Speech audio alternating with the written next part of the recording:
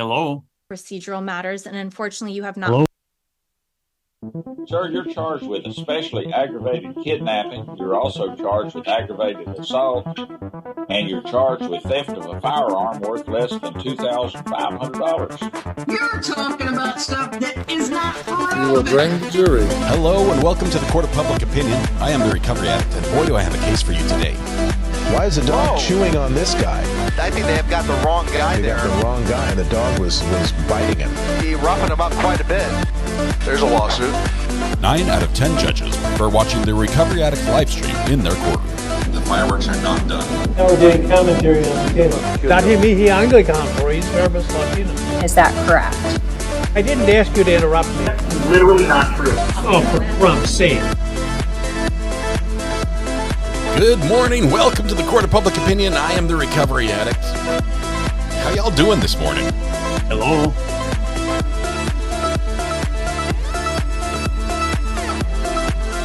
Remember in the beginning when we started 110 years ago? If I can find the right buttons, that would help things a little bit. So you got a couple of mics going here. There we go. A little stereo action. Good morning. Good morning. What a day. What a day already. Let's see, live chat. Fran Fitzgerald. Fran, did you send me something? I thought you said you had sent me something. You didn't have to. If it wasn't you, then please forgive me. I went to the post office. I did get a couple things, but not something from you. Is there something I should find from you? Maybe it was someone else.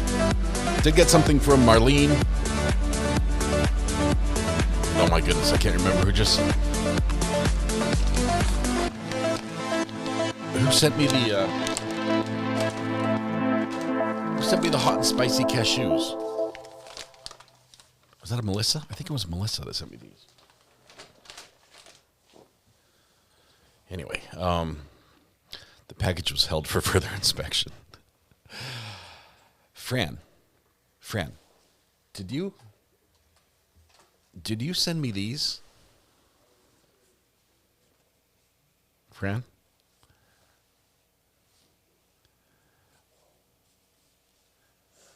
No. Okay, I'm getting lost in.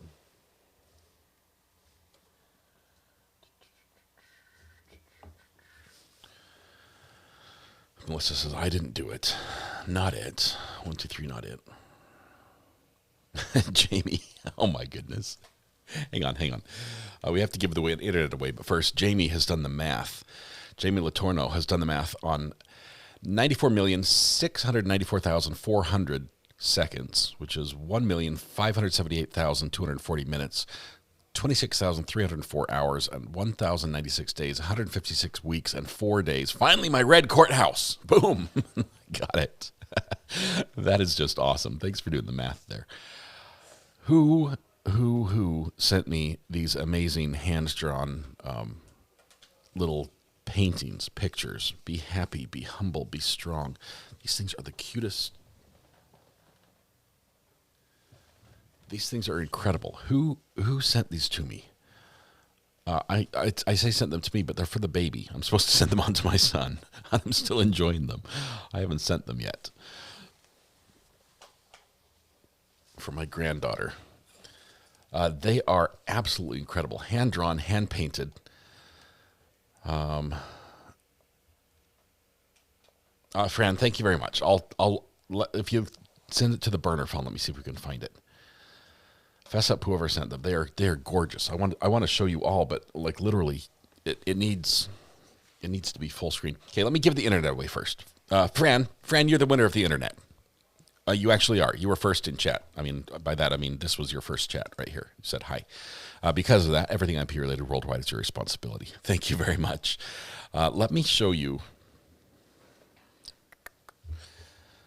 Let me show you these, and we'll go autofocus so you can see.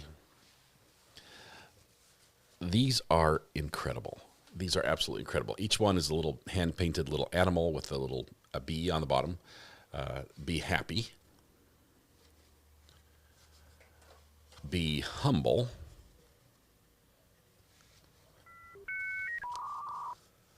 A bird watcher sent them. Hooter, a bird watcher. Thank you. These are absolutely gorgeous. I was looking at them again this morning with my wife, and we've already looked at them once. Be strong with the elephant. Be valiant with a whale.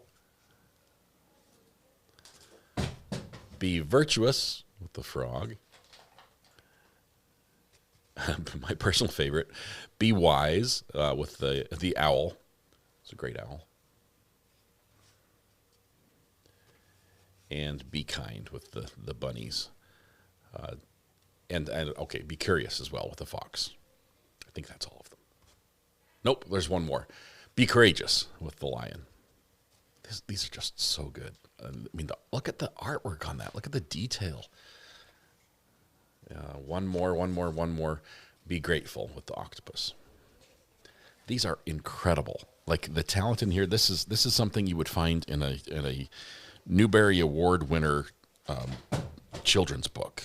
This is unbelievable. It is gorgeous. I'm going to have a hard time pardoning with these, honestly. I know I'm supposed to send them to my grandchild, but I like them. Hey, thank you for the water, bud. Appreciate it. They are absolutely gorgeous. And let me take a minute.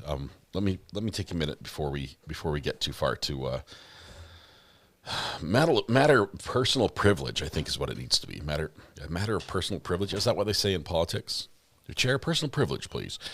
No, actually, oh my goodness. I forgot something. Mike. What day is it, Mike? Guess what today is? It's hump day. Hump day!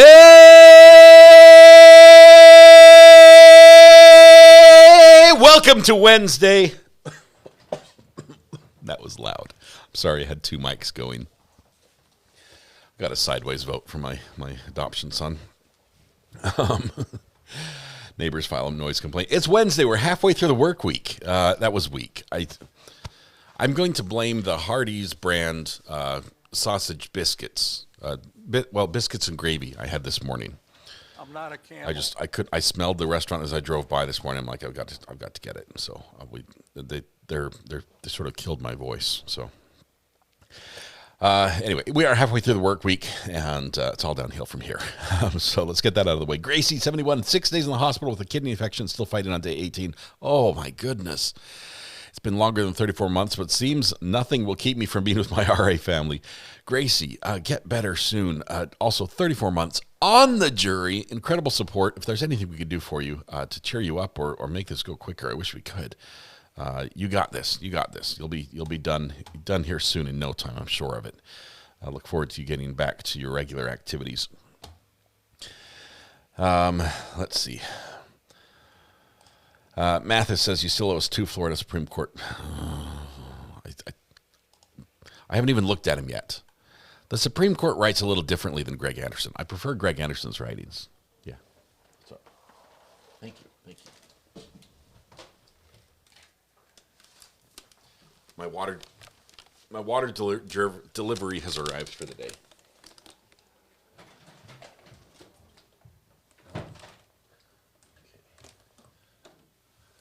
Stock up the cabinet there. All right. Kids are awesome. Let's do this in this order. We have to celebrate birthdays. I have to tell you about an amazing story and share my moment of personal privilege about some things. And then it's just Meg. I mean, it's not just Meg. Meg, it's wonderful that it's just you. But if you know how long it's been since we've just had one birthday? That is crazy. One birthday. You get the song just for you, Meg. Meg called in the other day, too. So, Happy birthday. You look good. This is extra special for Meg. Meg, hope you're here. If so, stand up in the middle of the room. We can all look at you and sing at you. Everyone, wherever you are, if it's legal and you're able, stand up, take a deep breath, shoulders back, project your voice to the back of the room, blend your voice with your neighbor, and warm up with me, if you will. There, we got an addition here. There we go. Meg and Kimberly Bennett.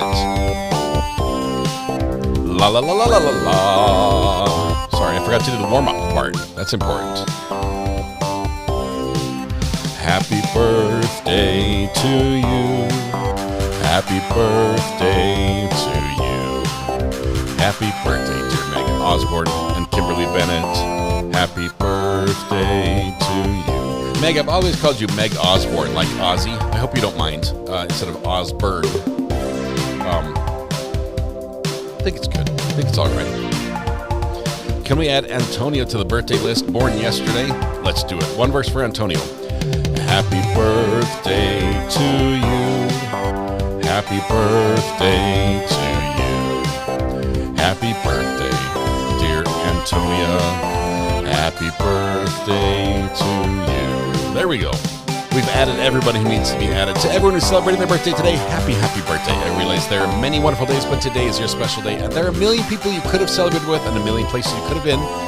You chose to be here with us. The privilege, pleasure, the honor, the joy is ours. Hopefully we can turn that joy back to you. Make your day just a little more specialer. Begin by helping yourself to free pancakes at Denny's, IHOP, Village Inn, Waffle House, McDonald's, Tammy Dunlap's house, Andy's Grill, Bob Evans, and Cracker Barrel. Whew. There we go. Shelley Small, waiting for another grandchild to be born. Hopefully today. Jeremiah Scott. Awesome. Good luck. Good luck. I hope it is today. I hope it's a wonderful day for you. So happy birthday to all the birthday people. Red Pen just reminds you that there is a form. There's a form for the birthdays. This form is something you fill out ahead of the birthday. Now we realize the one who was just born yesterday, Mathis, will give you a pass on that one.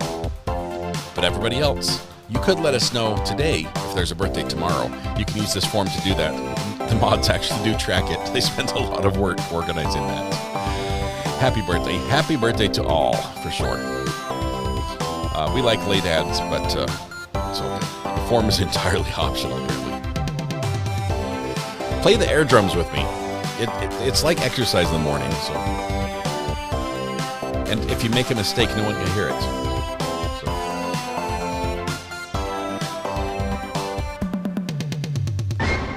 Beautiful. All right. Now my moment of personal privilege. Happy birthday, everyone. Thank you. I've told you how much I love this job. It is. I call it a job because it does provide for my family, and for that I am ultimately grateful. It's amazing. But it doesn't feel like a job because I've never enjoyed doing what I do for work more than I do now, and it doesn't feel like oh man, I've got to go hit the live button today and think of something to say. It's never been like that. I've always loved being here and interacting with you guys, this community, and everything. Part of that, I don't know how long ago, long time ago, we got a PO box, and I have been the recipient of just some amazing, thoughtful, funny, and some very yucky gifts. Some of the foods are just not good. Specifically dill-related ones that just, the dill. What was it? The dill cotton candy. Oh my goodness, that was not good. Other dill things are great, but anyway, my volume's a little low. I'll turn it up a tiny bit. All right. So I've been the recipient of some awesome gifts, but the best stuff I've received has been some of the stories that have been shared, like the one I got from Marlene this morning. And Marlene in Arkansas, thank you very much for the story and sharing your personal story and how the channel impacts you. It means a ton to me. I don't share them all. A lot of them are very personal. A lot of them involve going through struggles of your own, where it could be health related, could be financial, could be marital or family. Basically, I've found that everybody's going through something right now, right? It's just, what it is might be a little bit different, but everybody has something in their life. Even if most of your life is going really well, sometimes phenomenally well, there's always, a challenge area or something that's difficult you're dealing with. We just don't know what it is when we see the names in chat, and what's I don't know that every struggle that Greeners is going through. I know that he's struggling to sort of bite his tongue sometimes when I make a joke, and he has the perfect response that I know that he knows I'll time out. But I'm just using that as an example, Greeners. But honestly, it's amazing to see you all come together, and when you share your stories with me, it's been very touching. Yesterday, I got a story emailed to me. from a long time, an OG on the channel, and this story was something that was absolutely incredible. And I asked the sender if I could share it, and he said yes. And he also replied today and gave even more insight that just blew me away. We're not going to share all the details, but I will share with you a little story. And this goes way back to a guy named Brandon. He has a different name on the channel. I'm not going to share that right now. But Brandon says this, and he's giving me permission to share this. I'm going to omit some details just so you. Because some of the details you'd be able to find him from. And he doesn't want to do that. He says, I don't know if you remember me. I doubt it, considering that you talk to thousands of people. But during a call-in approximately 2 years ago, I told you about how I would argue self-defense for a man who shot an attacker after being punched several times. I don't remember the name of the man, but he ended up being convicted.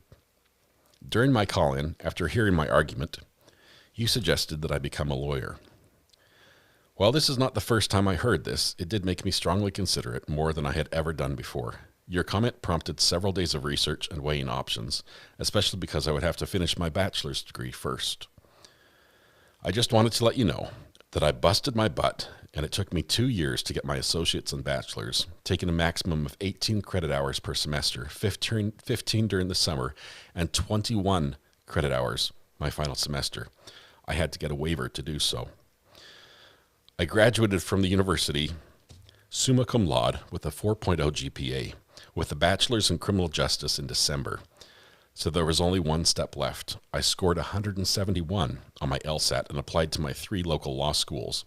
I was accepted to all 3 and offered large scholarships at each of them. However, one stood out because it is a top 14 law school, and I was awarded an additional scholarship that would actually pay me $30,000 a year on top of free tuition. So in August, I will begin taking classes at Vanderbilt Law School to continue my progress towards fulfilling something that was likely just an off-the-cuff remark by you. I just wanted to let you know that your comment was the straw that broke the camel's back, and that a random comment that you may have not have thought twice about started a chain of events that will likely have a far-reaching effect. Hopefully a good one. Holy smokes. He went on to share just amazing things that have happened that have made that dream of going to Vanderbilt not just possible, but secured through the duration of his years that he's going to be there. And just awesome. Thank you very much for that. Thank you very much. I know that I was not, Brandon, that's all you. You earned that. I did not do anything to help you get your bachelor's degree, to help you study for the LSAT or anything else. You earned that, and that you gave me a tiny bit of credit for being the straw that broke the camel's back. It is probably more than I deserve. But thanks for including me in your story as somebody who also went to school late. Being one of the oldest people in class, I remember the first college class I walked into to get my college degree. People started coming up and asking me questions, and I was doing my best to answer them. Not sure, knowing what I was, why they were asking me, and then they finally, one of them called me professor, and I realized that I was old enough that they just all assumed that I was the one teaching the class. And obviously I was not. I was the student, and that was my first college class ever in that type of setting. So I understand a little bit about going to school late and how, and Brandon's dedication. Oh my goodness, 4.0, wife, kids. He's got a kid in high school, and now going to law school at Vanderbilt is just amazing. So big shout out to Brandon. Thank you very much. Brandon is just one example of some of the amazing stories that you all have shared with me over the years. And it's probably one of my favorite things to do is to sit down with Mrs. R.A. and sometimes with the kids and share these inspirational stories. And it's great. So thank you for that. I can't wait. I can't wait for Brandon to finish law school, because he has connections at Vanderbilt that are unbelievable, just paving his future he's going to go far. He's going to go really far, and just not just the way he's been recognized by his, by the teachers that lobbied for him to go there. I wish I could share the whole story. Obviously, I can't.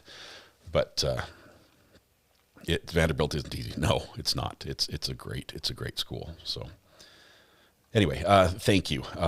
There's so much more that I wish I could share on that story. That's just absolutely amazing. But there was definitely a higher power involved, and this is the way it was supposed to go. And it's amazing to see it fall into place. All right. With that, speaking of higher powers, we're going to go talk to Judge Dad this morning. Judge Dad is having a busy morning. Thal, where's Thal? Thal, are you here? Greeners, you pull my leg. In the interest of fair time, we now need a story of how you ruined someone through the channel. Oh, I've got a couple of those. No. But they're all in cases, like Melody Ferris. No. Is Thal here? Thal, make yourself known if you're there. The Greeners, I'm just kidding. Okay. You put Thal's name. I'm like, where are you at? Okay. We're going to jump to Judge Dad this morning. We are between cases. Let me tell you where we're planning to go. And mods, if you can help me a little bit on this one. I know you guys have done some significant homework, even thumbnail design for an upcoming case that starts on Monday in Warren County. And it's got 2 defendants. It's a bench trial. It's not a murder trial. I think it's theft type related stuff, I believe, but it should be good. We do have a couple cases coming up. If you guys can explain the first one, because I was looking frantically for that, and I don't know where it is. It's back in mod chat like a mile ago.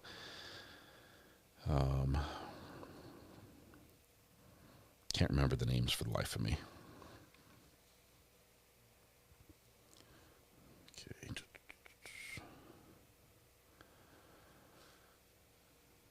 Thinking, looks like I'm in the dark. I'm sort of. Hey Siri, turn on my lights.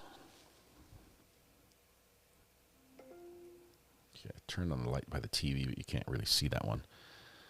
I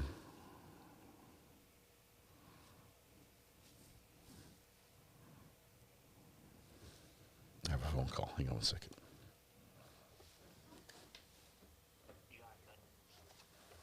I didn't hear who this was. 1 second. Press 2. I'm sorry, I couldn't hear your name. This is R.A. Who's on the phone? Josh Hutchins. Hey, Josh, I know you. How are you doing, Josh? What's up? You do know me. You were calling to tell us a little bit about the case that's coming up in Warren County, right?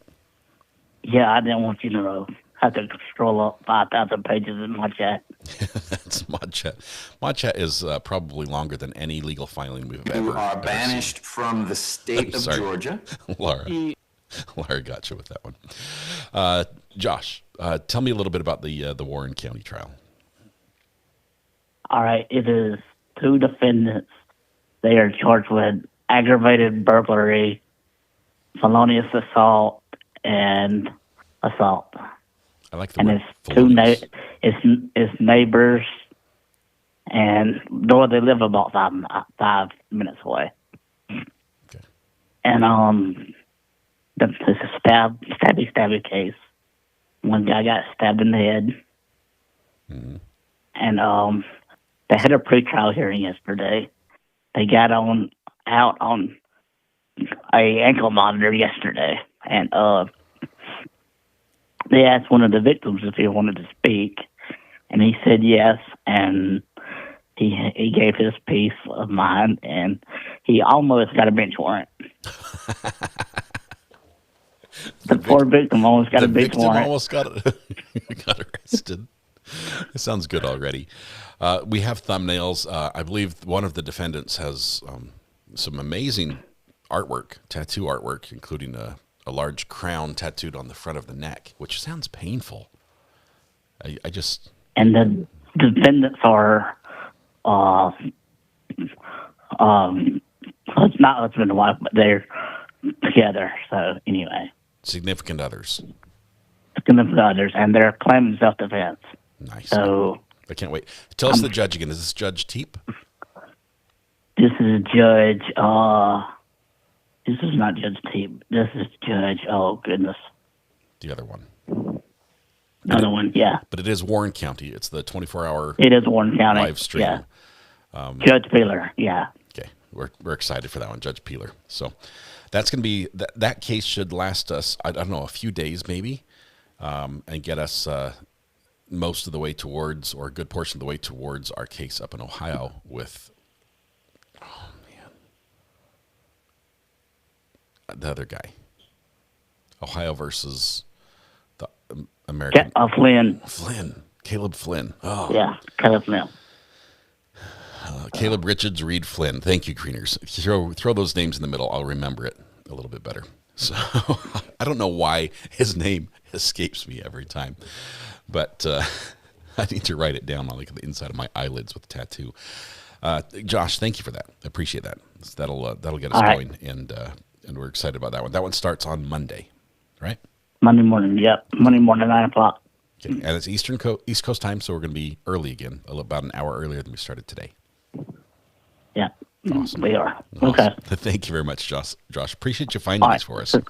Thank you. All right. See ya. Bye. Worm farmer extraordinaire, Josh Hutchins, there on the phone, with an update on the case. I should have asked him about the worm farming. He did get an order of worms delivered to him. I'm not joking. He's raising worms and selling them. All right. My wife was a pig keeper. You know that? If you ever read like the Black Cauldron series, it's like Turan, the pig keeper. My wife was a pig keeper. I think it was like she called it 4-H or some weird name, but she raised pigs. Dana Jones, welcome to the gallery. Thank you very much. Fish modder. Where were we at? We're going to Judge Dad this morning, and let's jump back. He's already started, so we're gonna be back just a little bit while we play catch up during his breaks. But let's go to 6, shall we? There we go. Judge Dad, how's it going this morning? Call us a case.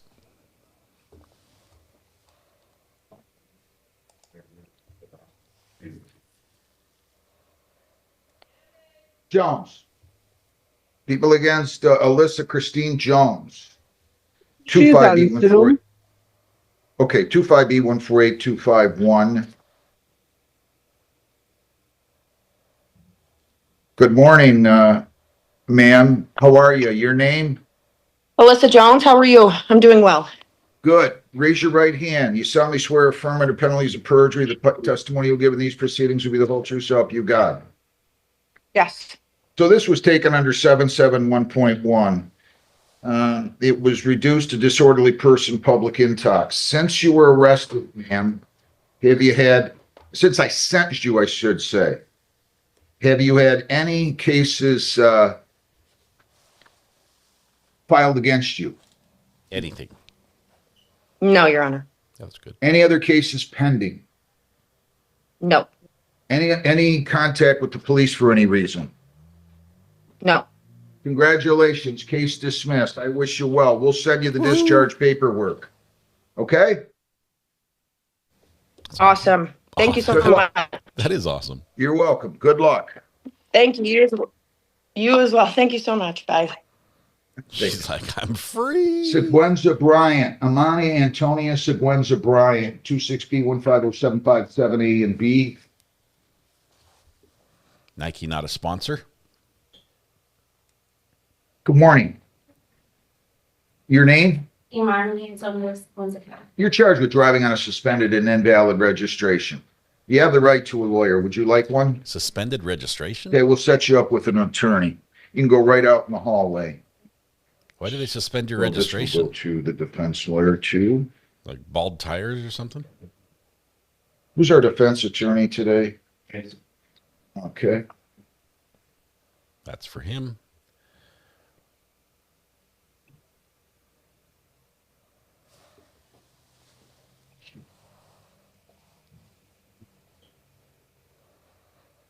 Would have been hilarious if she popped champagne. I'm free. You can get suspended registration if you have no insurance. Dana Jones says, say hello to my 86-year-old mama, Judy. She thinks you're her grandson, Aaron. Well, Judy, hello. I may not be Aaron, but thank you for joining us. Thank you.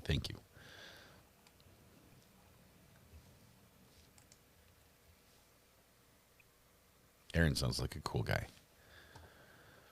I think I'd like him. Robert John Gross. Robert John Gross, From 2B141601. Your name? Robert Gross. You pled guilty to possession of a concealed weapon. Ooh. The plea was taken under 771.1, meaning the conviction is on your record, but it will be dismissed if you're compliant with probation at the conclusion of the probationary term. Do you understand that? Yeah. Before we go on, I need to remind you have the right to an attorney.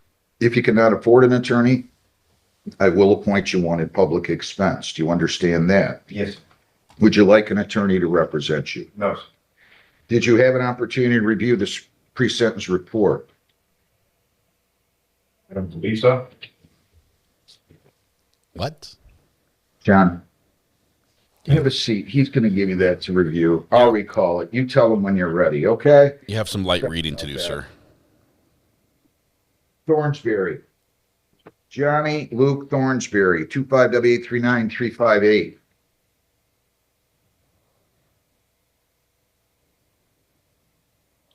I'm going to need Jessica and you on this one.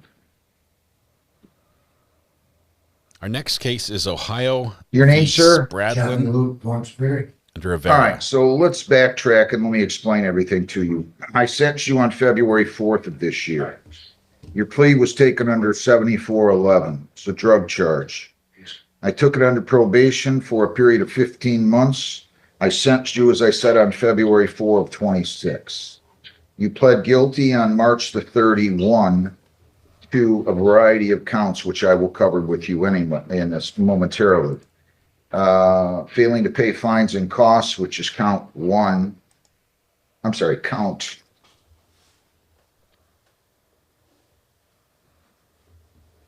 Count 1 is that you were positive for a cocaine metabolite on a test of February 23. Count 2, you failed to submit to testing as ordered on March 13. Count 3, you failed to refrain from consuming drugs. Positive results for cocaine. Count 4, you failed to submit to weekly testing as ordered on March 25. And count 5, you failed to pay your fines and costs as ordered. Ms. O'Donnell, your appearance, please.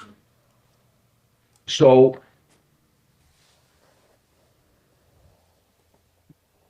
did you do an amendment on this one? So I didn't do an amendment, I issued a new one, because you took pleas on the first 5 technical violations on March 31st, and then we scheduled him for sentencing today. So I did issue a new one on there that's issued with yesterday's date that has 2 new violations on there. It should be on your page. There's 1 technical and now 1 non-technical for picking up a new charge.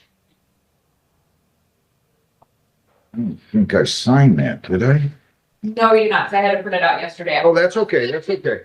Okay, can I sign that? Do you have an original for me to sign?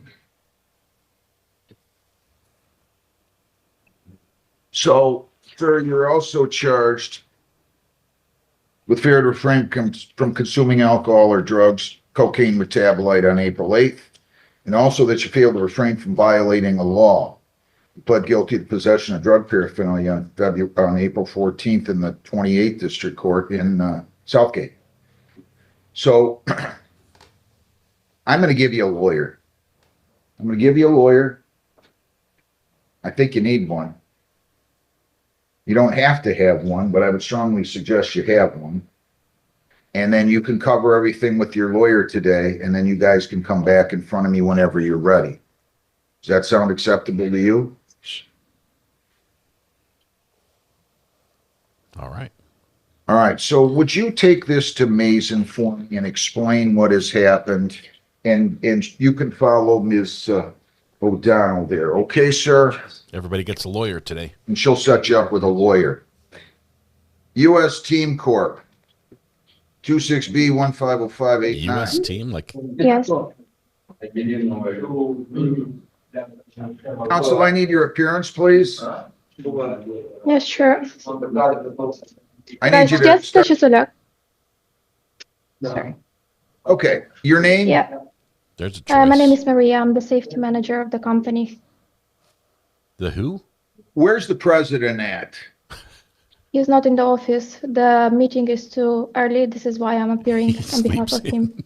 I I need already- somebody to appear that's the president or at least the vice president, not a safety manager.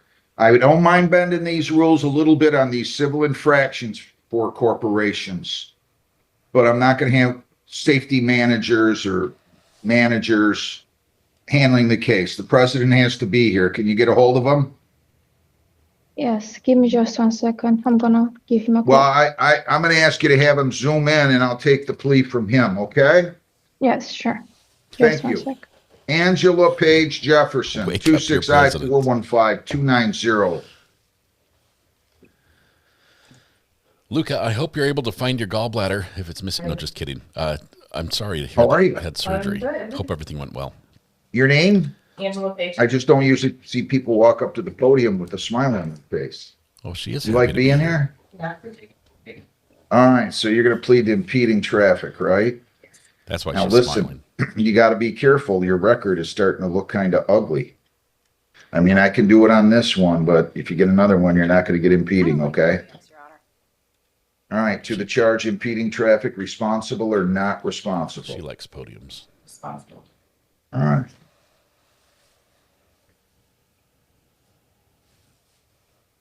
No points on an ugly record. Wow. 180. You're all set. You're still smiling though.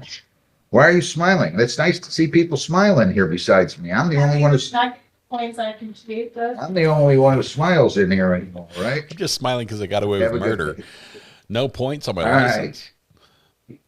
Showed up Let in me see sweats. here. You ready, in court. Mr. Gross? Come on up here. Robert John Gross, 22B141601. Her record can't help the way Your it name? looks. Robert Gross. All right. So, Mr. Gross, you've now read the report, right? Yes, Any material additions, corrections, or deletions? I believe so. By the way, I got to tell you if I didn't already, and I don't think I did. You have the right to an attorney. I'll be happy to provide you with one if you would like He one doesn't at want public one. expense. Would you like a lawyer? No, All right. And you waive your right to a lawyer, correct? yes, Is everything in this report accurate? In other words, I believe so, yes. okay, you read it clearly? Yeah. And you don't find any inaccuracies? I don't believe. Well, I want to make sure. You keep saying I don't believe so. Okay. Anything you would like to say? No.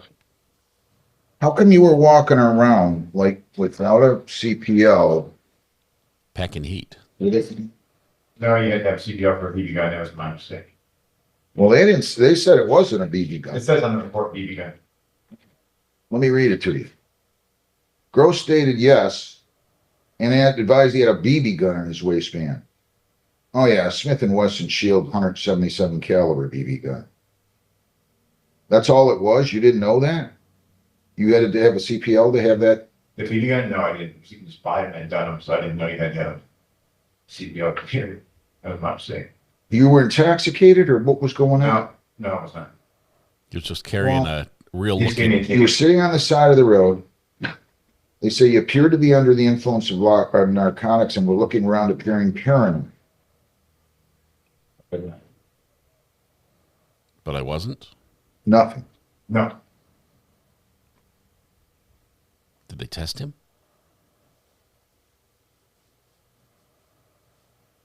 All right. A BB gun. It's a pea shooter. 6 months probation. You cannot leave the state without the consent of the court or violate any law or ordinance. You Smith & change Wesson your does make address, your BB place of guns. employment, or home telephone number, you must notify probation. You have to report as directed. You're to attend the Rights and Responsibilities Weapons Program through Class A Training Center. Okay? Yes, sir. And you are still working at Ford? Yes.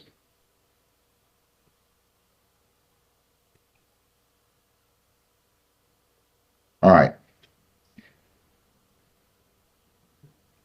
In order 24 hours of community service, you have to have that completed by, I'm going to give you until June the 15th. 24 hours community service, any nonprofit organization. There was no proof other than that statement. I'm not going to guess. I'm not going to order abstention, but if you're using something, you better get yourself some help. 3 days of community service by June 15. You're not to possess firearms. You're not to possess dangerous weapons. Again, you're to attend the Rights and Responsibilities Program through Class A Training Center. You're to pay fines 100, costs 100, 75 victims' rights fee, $50 justice assessment. Probation fees are 120. So your total there amounts to 445 plus your screening fee of 60 is 505. You pay that, you stay out of trouble. You do your 3 days community service. You'll come back. I'll give you a review hearing date, and if you're compliant, the case will be dismissed. Okay? Yes, sir. So, Heather, what do you have in terms of a review hearing for me? If you violate, you could get 90 days. You understand that? Yes. And the 771 status revoked and conviction would remain on your record. You understand that? Yes. Okay, so it should be what, Heather? Early October? Yes, Judge, we can do October 7th. At 8:30 in the morning. October 7th at 8:30 in the morning. Can you pay all your fines today? No, I can pay like $100 today. And I get paid tonight, so When are you going to pay the rest then? next week? You sure? Yes, sir. What's the total right now? 505. You pay 100, you'll owe 405. Yes, sir. Okay. By next Friday? Yes. So that would be on the 20. Well, don't come in next Friday. It's going to be kind of packed in here. We got law days. So you don't want to be coming in here that day. I'm going to give you until May the 4th to pay everything. Okay? Yes, sir. You'll go down the hall, pay your 100. You'll get your notice giving you your review hearing date on October 7th. Then you're going over to probation where they'll go over with you. Okay? Yes, sir. Best of luck to you. Thank you. I think there's more to this guy's story. I'm sorry, from your Steam Corp. Could you please accept the owner in the meeting? I can't hear you, ma'am. Can you hear me now? I'm bringing the owner in right now. I believe good. this is the owner coming in. All right. He's back. We woke up the president. U.S. Team Corp. 26B150589. Phones, whoever got them, they got to go out of the room. Out. Phones. Your name? Hey, sorry. Here you are. I got you, Mr. Golan. Your name? Hey, my name is Alamov Aman, and I'm regarding the civil infraction for overweight. I agree for 25% Slow reduction. down. Spell your name What? for me, please. Sure, it's Alanov It's a trucking company. Aman. Alanov Aman? Yep. Is it ALANOFF? No, it's ALANOV. Aman. AMAN. And you are the president? Yep. Okay. US Team Corp. So, as I understand it, you're going to plead responsible on behalf of the company to the charge of overweight, and there's going to be agreed upon fines and costs of $1,328. Is that true? Yes. All right. And you're authorized to enter this plea on their behalf, correct? Yes. To that charge, responsible or not responsible? This is just the cost of doing business for him. You plead responsible to overweight? Yes, I plead responsible. No problem. I'll accept the plea, $1,328. When can you pay this?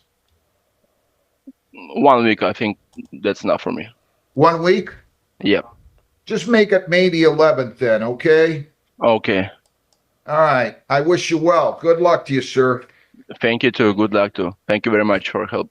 I appreciate Thank it. you. Roy Lee Blount Jr., Can I go back to bed now, Your Honor? 262-57713. He's the president. This was an informal. This was scheduled for 9. Need a verdict check. Nobody appeared. Case dismissed. Ooh, those are great. What's this lady in the back? He's with Paul. Okay, good enough.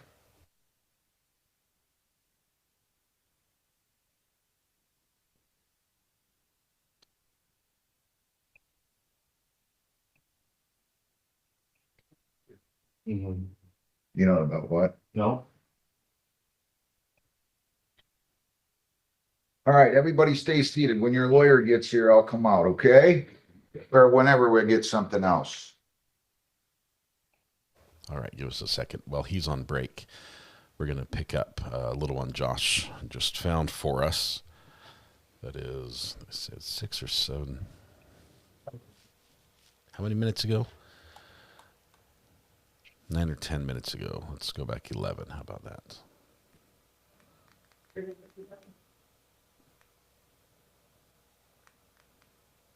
Hey, boss. Right out. We're gonna jump. Hang on. All right. Genesee District Court. We've got a couple minutes here before it pops back up. Just 1 second. We'll prep Judge Dad for his return.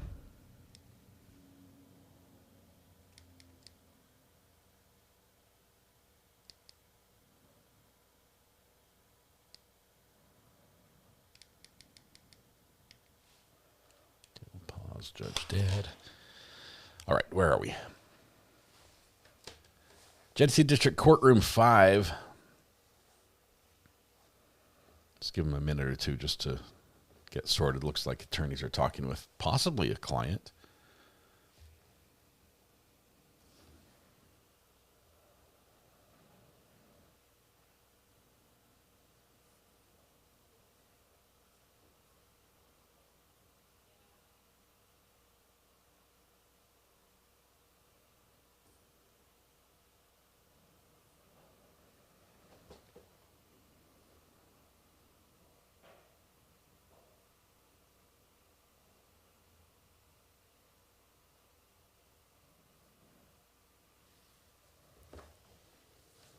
Let's see what we got here. Waiting for the judge. This happened about 10 minutes ago. Josh promises it's good. If you don't like it, you can hold it against him personally. We'll send you an address you can mail your complaints to.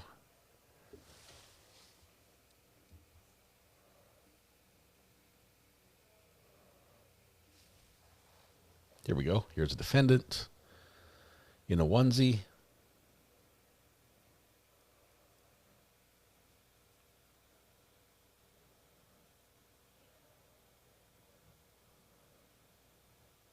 All right, everyone's present except the judge.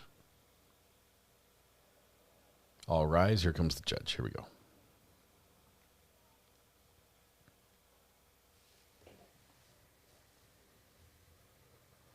Now we just need audio, Judge, and we'll be good to go.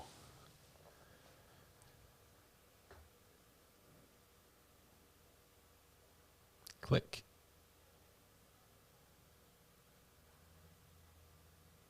Where's our audio?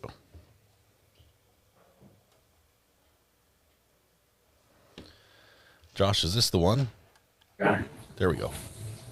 Any preliminary matters? Yeah, I would ask for sequestration, but we've already complied with that. There's no one in the courtroom. I do have 2 witnesses and a support person or a potential 3rd witness, but they are all sequestered at this point, except for my officer in charge who's here.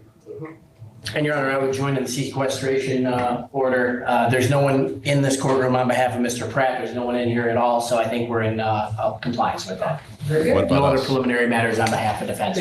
Thank you. Thank you, Judge. The people will call Damian Thompson.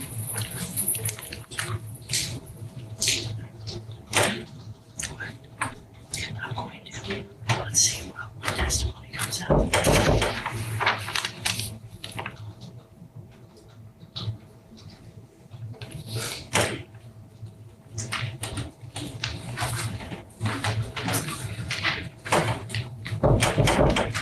So could you raise your right hand there for me? Do you swear affirm the testimony you're about to give will be the truth? No.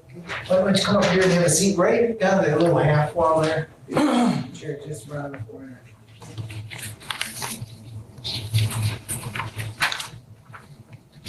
All right. Please state your first and last name and spell both for the record.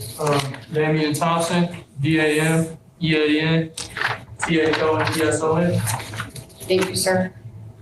Back on April 2nd, April 3rd of 2026. Do you remember where you were at? Yes, I do. Where were you? I was at Maya's house. Is that the Next Gen Suites? I believe so, yes. Is that 4380 West Pearson Road? Yes. Is that in Mount Morris Township? Yes. Genesee County? I believe so, yes. State of Michigan? Yes. And you said you were there with Maya? Yes. Is Maya a friend? Yes, ma'am. What were you guys doing on that night?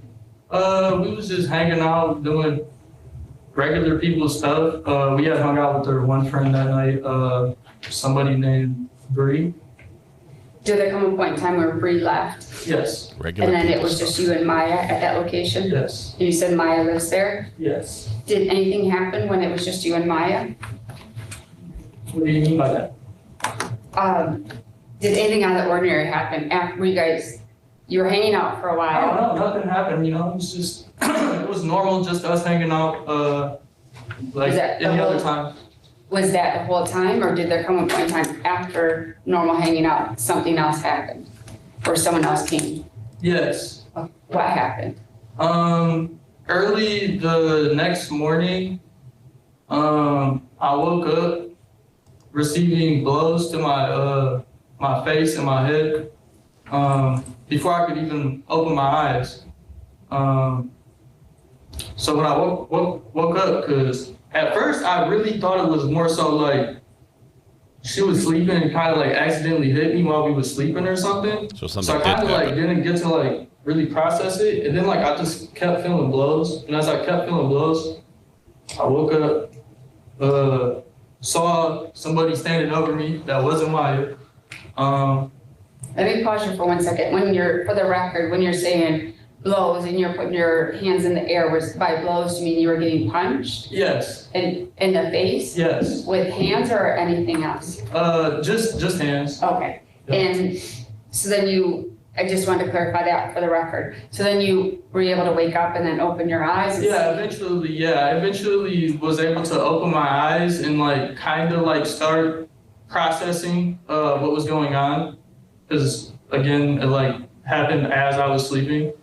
So as I woke up and I see that getting punched on, I kind of like go in and try to like grab him to like wrestle him a little bit. And like as I'm doing that, my head then hits like the corner of the wall and like splits open. Ooh. And started bleeding. Okay. And then at that point, that was because you were trying to...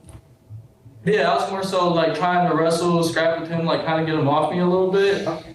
And as that happened, I had hit my head on the corner of the wall. You hit your head on the corner of the wall and it bled? Yes. Okay. What happened next?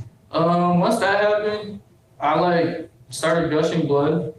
And then as I seen that my head was bleeding, I kind of was like, what the heck? And then called the cops. Do you see the person that entered Maya's apartment that night in the courtroom today? Yes, I do. Do you identify him? An article of clothing he's wearing? He's wearing an orange jumpsuit. Your Honor, may the record reflect identification? Your Honor, if I may briefly go adhere just to that issue. You may. Perfect. I can do it from right from here, Ms. Meyer. Mr. Thompson, I just have a couple of questions for you. Had you met this person or known this person prior to that night? No, sir. Okay. So this was the first time that you had saw that individual, is that correct? Yes, sir. And when you actually noticed this individual, were there lights on in the room or was there sunlight coming in? Yeah, there was sunlight beaming in. Okay. So did this person have anything covering their face? No, sir. Okay. And how long throughout that day were you able to see this person's face in terms of minutes? In terms of minutes, I'd say about 20, 30. Okay, 20 to 30 minutes in total you saw that person's face. Yeah. And you recognized the person in the room to be the same person sitting to my left, correct? Correct. But you did not know that person's name? I mean, I could say I was kind of familiar with him, but I could not say I knew him. Or it was like, could pick him out of a bunch of 5 people. All right. Your Honor, for preliminary exam purposes, I have no objection. Okay. This witness has identified defendant Antoine Pratt. Thank you. Can you describe, was the defendant wearing any clothing that day? Yeah. Do you know what clothing he had on? Not the orange I'm jumpsuit pretty yet. sure he had on a black shirt. And I want to say some like either black pants on too, or some darker type pants. Was he saying anything to you at all? Not really. No. We barely like exchanged words. Can I have one moment, Your Honor? Okay. So tell us a little bit about Maya. When nothing significant happened, but you woke up, I guess, next to her next morning. I would say probably something significant might have happened. You indicated that you called 911. Yes. Did you call 911 from the room? No. Where did you go to call 911? The hallway. And how close is that to Maya's place? That's awesome. The hallway? Congratulations. Just right outside? Yeah. Okay. And did you stay there the whole time you called 911? Yeah, pretty much. At that point when you're calling 911, where is the defendant? I think he's in the room. Okay. You left him in there with And Maya? Did you go back into that room? Yeah. But when I went back into the room, he was no longer in the room. So I couldn't really, like, I don't know where he was at that point. Did you ever see him again after you called 911? Yeah. When did you see him? When I came back in the room to get my clothes. He appeared again. What happened? He was standing there, telling me to get the fuck out, and like I was trying to get my clothes on. I'm like, bro, just let me get my stuff, and I'm gonna leave. Like it's not that serious to me. And he then like was like starting to like try to charge at me again. So I backed up and I kind of like squared up, and I was like, I'm awake now. Like you can try now if you want, but I'm awake. And then that's when bro decided to grab a knife. He had a knife? Yeah. Ooh, escalated. Can you describe the knife? I couldn't see like what the knife looked like. All I know is he had one. At that point, I was like, bro, you got this. And like tried to get away from the situation as fast as I could. For Maya's place, is it a one bedroom or is there different? Can you describe it to me? I wouldn't even say it's a one bedroom. I'd say it's like a living room type. It's like a studio apartment. Okay. So everything's in one big room? Yeah. Okay. And when you went back in there, that's when you were trying to get clothes on? Yeah, that's when I was trying to, yeah. So when he entered the room initially and you were sleeping, at that point, were you naked sleeping at that point? Yeah, I was completely vulnerable. Okay. And exposed. Completely. And no clothes on? Nothing at all. And how did you know it was a knife? Was it a knife? When you went back in there and you said he had a knife, how did you know? Because he was wielding it. Okay. So you saw part of the knife? Yeah. Okay. Yeah. How was he holding it? Like this. You're showing like your hand up? Like. Yeah, I think he had it like this. Like if he was to connect with someone, it would have been like this. It wouldn't have been a connect like this. It would have been like he was holding it like this, where the blade was coming out this way. So you're holding your arm out straight? For a lunge Yeah, it was stab. like straight. And the knife, the blade of the knife was also straight as the continuation of his arm? Okay, well, he wasn't holding it directly like this, but the way he had it held in his hand, the blade would have been facing this way, outwards. So like a right angle to his hand? Yes. What way was the blade at? Like a regular, like as if you were wielding a regular knife. Just a regular knife. I don't know, like how to better. So if the knife is in his hand, the blade, the handle is in his hand, correct? And he puts his arm out straight. Is the knife going as an extension of his arm? Or is it No. going at a right angle? He was just holding it. He didn't come at me with it. He didn't do anything. He was just holding it. And when I had seen that he was holding a knife, that was good enough for me to try to get away. And he had a knife after he had already. After the whole morning, like first wake up incident, yes. Okay. Can I have one moment, Your Honor? Okay. I think I need to know who Maya is to each of these people. I can guess. I can guess that to the witness, Maya is nothing special, apparently. To the defendant, maybe more so. Thank you so much, Your Honor. Mr. Thompson, while I've got you squared in on that, you were just describing that Mr. Pratt had a knife in his hand, correct? Correct. And just so it's fresh in your memory before I forget or you forget, you were describing it, was it in his left hand or right hand, do you know? I'm pretty sure it was in his, because the table was right here. To your right? Yeah, it was to his right. Okay. He grabbed it off the table, and I'm pretty sure he had it in his left hand after that. Okay. And when you're talking about, because here's the thing, you see that little red button right there? Yeah. It's recording things, but we don't have a camera, so it's important that we describe the mannerisms you're doing. I get that, yeah. You know what I mean? So I'm gonna walk you through that. If it's in his left hand, you indicated that Mr. Pratt had it just by his side, correct? Yeah, he didn't like stick it out towards me. He didn't do nothing like that, but he did wield a knife, yes. And at that point, the blade is out. Is it facing up? Is the blade facing up or down in his hand? I'd say up. Okay, and that's why the reason why I'm doing this is because you remember when you gave those the mannerisms of how you would use the knife. You remember? Yeah. So it was as if the knife would be vertical, it'd be pointing up. Yeah. So if it were to be stuck out, which he didn't do, did he? No.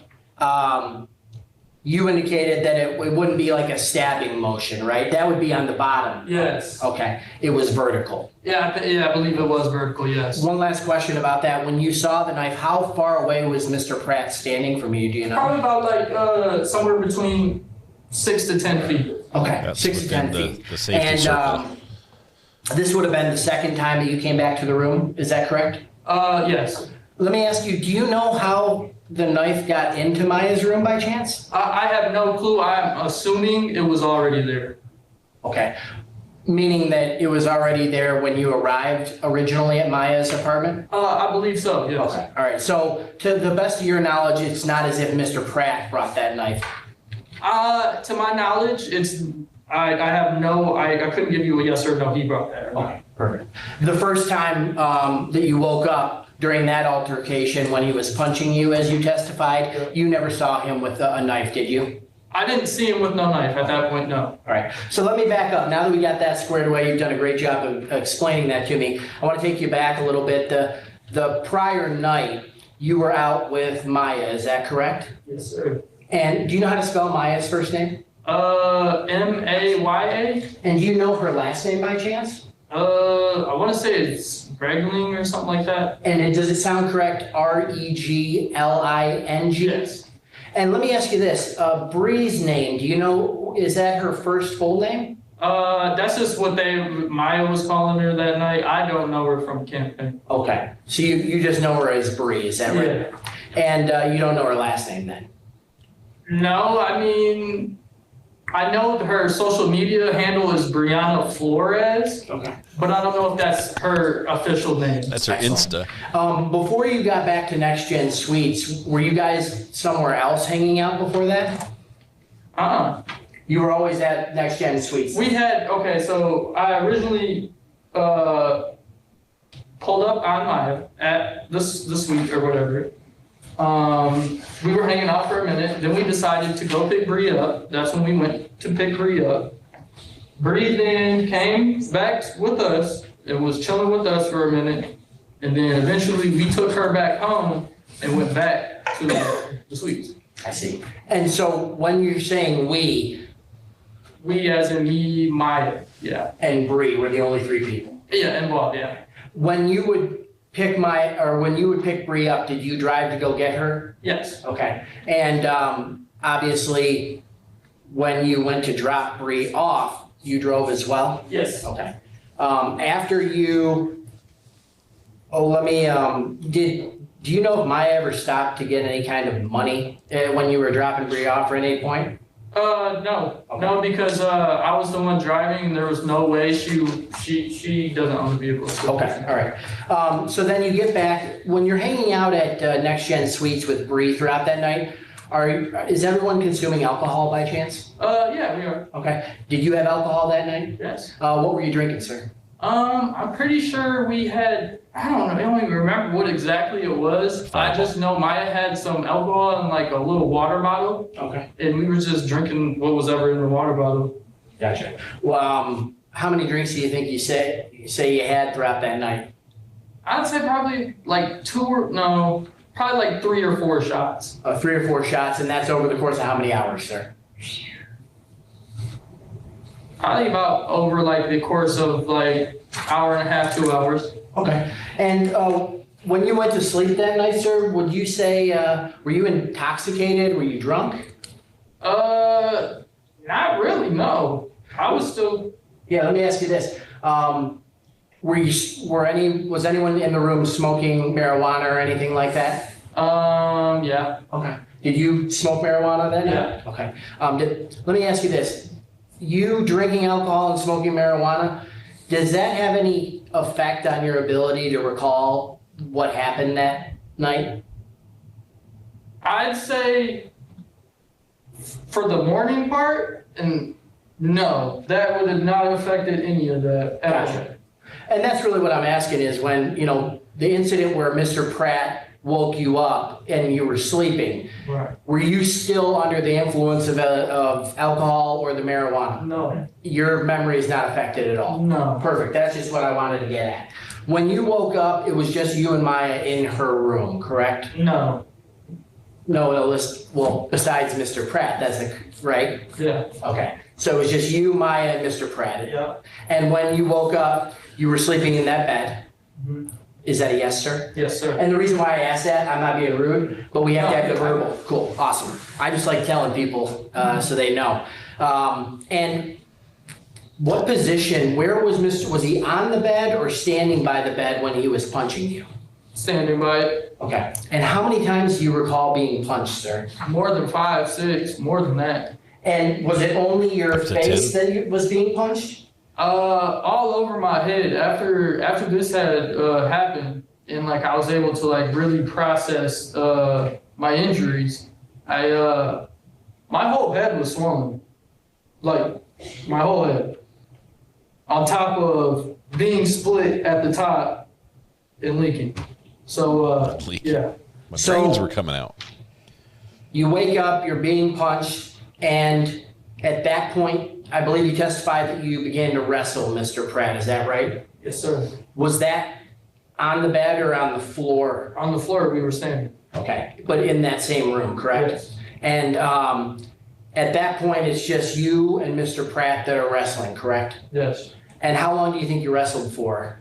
Probably like 15, 20 seconds. Because as soon as I busted my head, it was over with. And can you explain to me, just like walk me through the process of how you actually hit your head? Can you just describe that for me, maybe?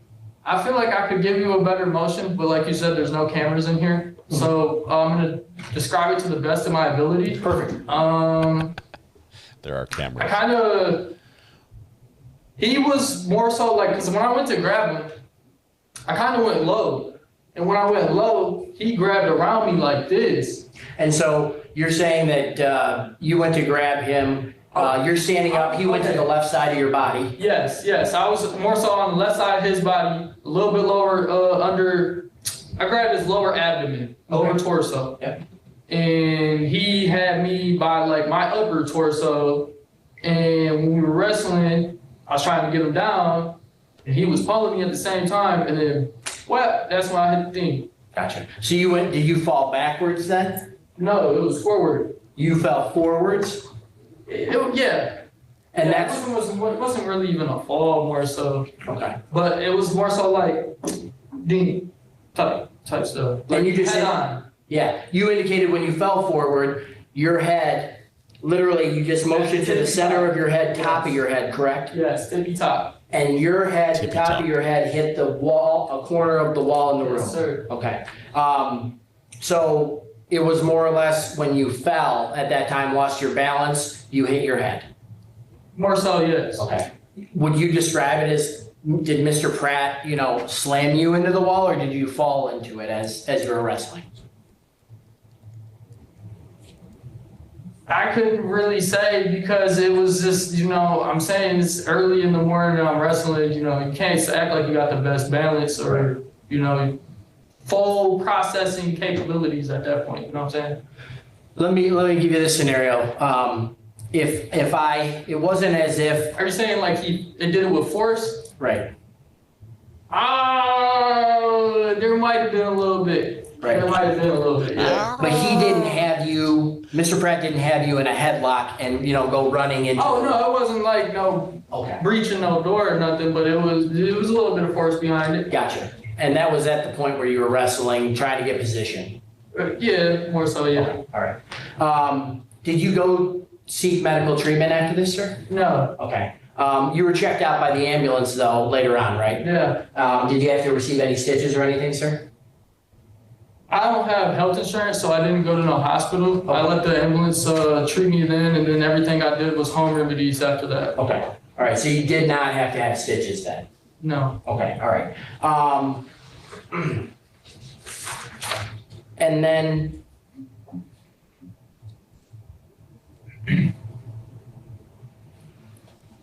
the first incident is when you were punched and then when you hit your head, correct? The first time you saw Mr. Pratt that morning? Yeah, that was all in the same situation, yes. After you hit your head, is that when you exited the room? Yes. Okay. And you're naked, you don't have any clothes? Naked and afraid. Okay. And how long, naked and at afraid. that point, how long after you come back to the room do you think? I'd say about approximately 4 to 6 minutes. Okay. And that's... What are you doing out in the hall when this is going on? I'm on the phone. Okay, so you had grabbed your phone before you left the room? Yeah. Okay, all right. And Maya and Mr. Pratt are still in the room when you walked out the first time? I believe so, yes. All right. And then when you walk back to the room is when you indicated you walked in and was Maya in the room then? Yeah, Maya was in the room. I didn't see the other person. Okay. And how long are you in the room before you leave again? Do you know? Before I leave again, no, because that's when he came back in. Okay. So you never actually left the room when you came, after you came back? After I came back and put my clothes on? Correct. That's when he was about to come at me again. I said, I'm awake now, and that's when he had the knife. Gotcha. So you were in the room putting your clothes on, and then that's when the person came back into the room? Yeah. Excellent. And at that point, you indicated, you said to this person, I'm awake now, let's go, right? Right. And you said you squared up, right? Right. What's that mean, like you're going to defend yourself if he comes at you? Defend myself, yes. Okay. And at that point, is that when you saw Mr. Pratt with the knife then? That's when he had, I didn't see him, that's when I saw him reach and grab it. Gotcha. And did he say anything to you at that point? I'm unsure if he did at that point because I seen a knife, and by that point I was just trying to get away from the situation. I didn't want to stick around and find out what was going to happen next. Okay. So you don't recall him saying something to the effect of get back or something like that? He probably said get out. Okay. All right. Or something along those lines. Okay. And that's when you did actually leave the room again? And that's when I officially left the whole building and stayed outside the building. Gotcha. One of the questions that I have for you, Mr. Thompson, is did you have an opportunity to view a video that the prosecutor was able to show you, sir? Yes, I did. Okay. Was that video that I'm referencing, that was after this incident, correct? Yes, it was. And who was that recorded by, do you know? That was recorded by Maya Regling. Okay. And was that when you guys were in your vehicle or her vehicle? That was my vehicle. Okay. And you recall that video that you just saw, you stated that he didn't even do that, referencing the cut to your head?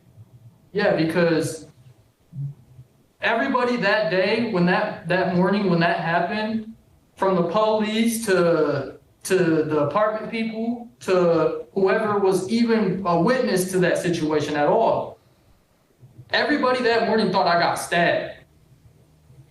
That's why I was saying he didn't even do that, because he didn't stab me in my head. He didn't do nothing like that to cause a head injury like that. Gotcha. Like that. That's when the corner of the wall situation and all that comes into play. And the reason why I like asking these questions is a lot of it is about context, what you're talking about. And the best way for me to do that is ask you what that means. You know, give me the context behind it. So it sounds like you just testified, when you said he didn't do that to me, your testimony is, no, he didn't stab me with a knife. Yeah. But your testimony cleared it up today that it was while you were wrestling that your head did get slammed against the wall. Correct. Okay. Your Honor may have one moment. You may.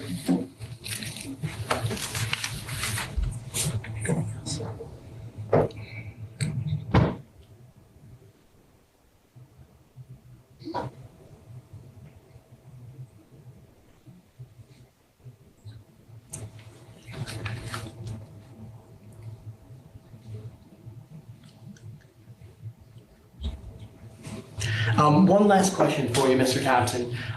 Prior to the incident when you woke up and Mr. Pratt was there, okay, this is what I'm referencing. Were there any issues or fights between yourself and Maya and Bree that night? There was, there was a little bit of a... Your Honor, I object for the relevance of it. It was events that happened before the defendant was there, so I'm not sure how that would be relevant. Your Honor, I'm just trying to establish if there was a fight prior, if any of he said that his head was swollen, that he had bumps all over. What I'm just trying to do is clear up, are any of the bumps that were from his head from that fight before? That question okay? I think is fine. Yeah. Okay. That's all I'm trying to do. Okay. So if you could answer, go ahead. There was an argument between Bree and Maya. It did not get physical. It was nothing that serious. They were arguing over something pretty stupid, and they both agreed that night when they were arguing, it was over something stupid. And it was never physical, you indicated? Never physical. And you weren't even involved in that? I wasn't even involved. Perfect. That's the only question I had. I just wanted to clear that up. Thank you so much. And I have no further questions, sir.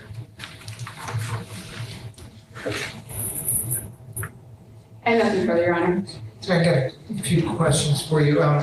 Just to clarify, before you went to bed, was Mr. Pratt in that apartment at all? No, he had never been to that apartment at all before that one. Okay. And when you went to bed, were there lights on in the apartment at all? The TV was. TV was on? Yeah. When you woke up with what you testified being hit? Yeah. Were there lights on? Yeah. Oh, there was. It was sunlight. Oh, it was sunlight in the night. Okay, so it was like. It was coming through the curtains. Or so. Yeah. Okay. That's how you could see what was going on. Okay. This knife that you mentioned was on that you said he grabbed off a table. It was like a little nightstand by the bed. Okay, so when you walk in, she had this table in there, and it was like a dining room table. It was like to eat at. It was a little bit larger. Okay. Yeah. What you were motioning at one point with your right hand, but then there was testimony that it was his left hand that was in. Was the table when he's facing you? Was the table on his right or his left? When I did that, I'm right-handed. I was only doing that just to signify. The knife itself. Yeah, that was in his hand. Was sticking the blade. That's what I was more so trying to get at. The table is to his right. He reaches over to his right. He grabs it to the left and holds it like to the side. Exchanged hands. Yeah, he exchanged it. Yeah, he exchanged it. Oh, okay. Okay, so that's where the difference was. It originally was in his kind of right hand, but he's got it in his left hand when all this is. Yeah. Okay.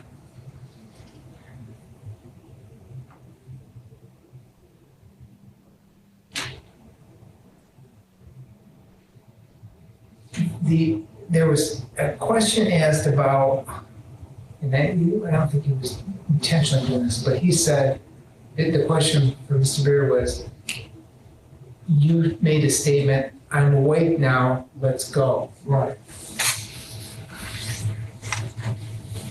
Was that an accurate statement? Was that mutual combat? At that point? Accurate. Did you no expletives? Antagonize him, said, let's fight? No. at that point, he already re-entered the room. And my first instinct from ever seeing, okay, my first impressions are everything with me. And with first impression, my first impression of this guy is waking up getting punched down by this man. I have no trust for him around me. I suffer from PTSD. So when I see something like that, like a person that did something kind of traumatic to me a little bit, come back into that same room right after it happens, I had no trust for him whatsoever. And by that point, I was in fight or flight mode, yes. And when he had re-entered anyway, he was looking like he wanted to, like, I'm saying he appeared to be like he wanted to cause me harm. Okay. Yeah. Okay. So your statement was that when you say fight or fight, was the statement just to? More so, yeah, it was more so just so like more so just to make him like, you know, like, I'm awake now, like, you aren't just gonna punch on me like as easy as it was. You know, I was more so, for me, it was more so telling him, I'm not vulnerable anymore. Okay. But still not mutual combat. And then the wound on the top of your head. Right. There was also a question, or your statement was, you didn't have to have stitches.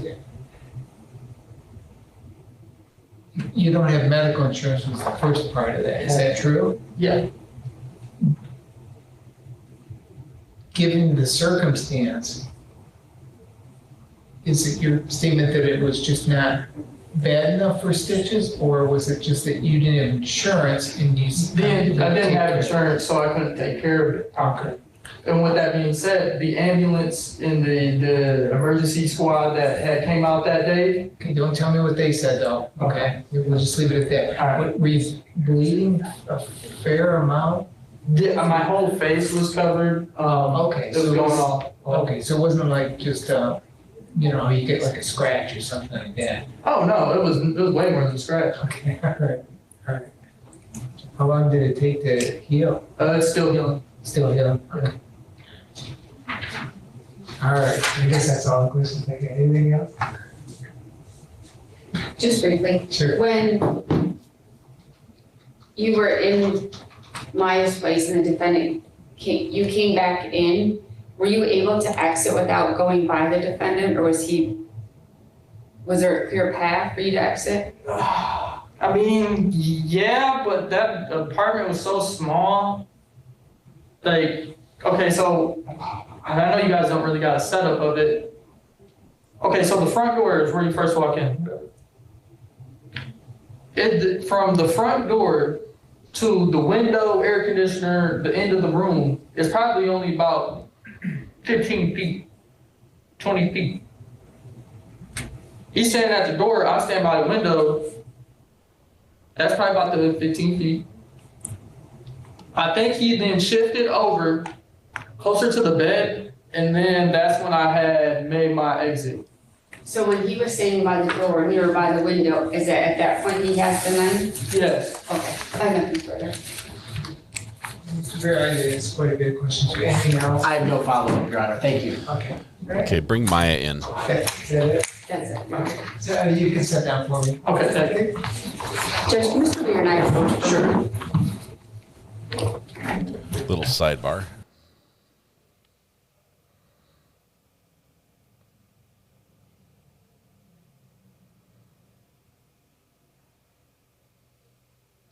Let the sidebar here conclude. We need Maya's side of this story, and it's a good thing that she's been sequestered, so you didn't get to hear that her man that night didn't think anything happened and had no qualms with leaving her in the same room as the guy who just showed up and beat him about the head while he was sleeping. Wow.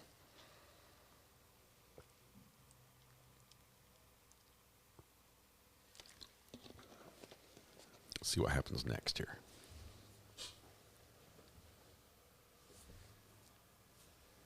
Looks like we're calling another witness. It's a girl.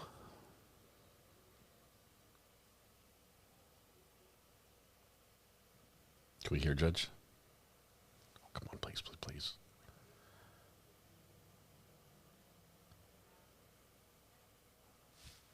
Judge.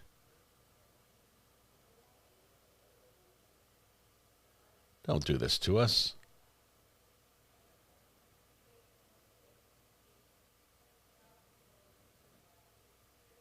This is Maya. It's got to be Maya. Or Bree.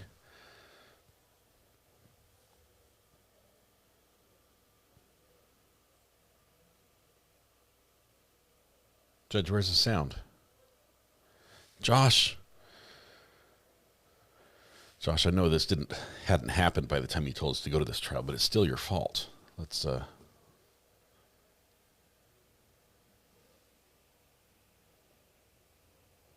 there's a little laughing going on. Judge is laughing. Why is she flexing or showing us her muscles? Oh, she's just relaxing. Judge, the red light is not on.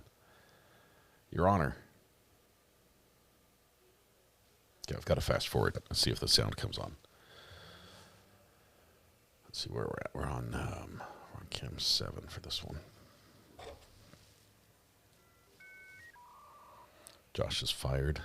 Even a blind squirrel finds a sound doesn't come back. Sound doesn't come back.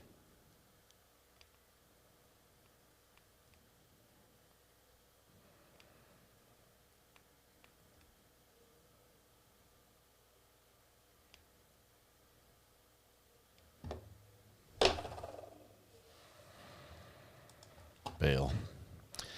Well, Josh, we like you and all, but you need to do better. No, that's not his fault. That's what happens when the court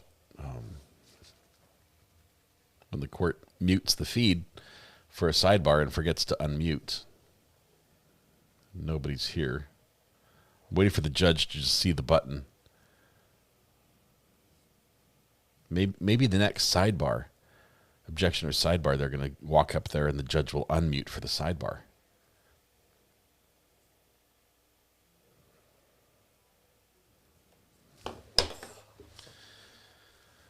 We'll keep an eye on this one, see if it comes back. But we're going to go back to Judge Dad because we can.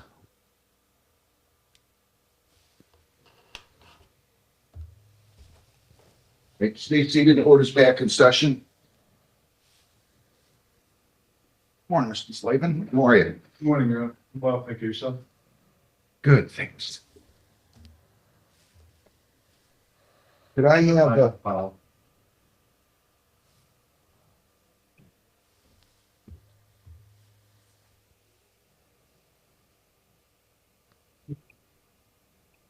Where's Jermaine Powell?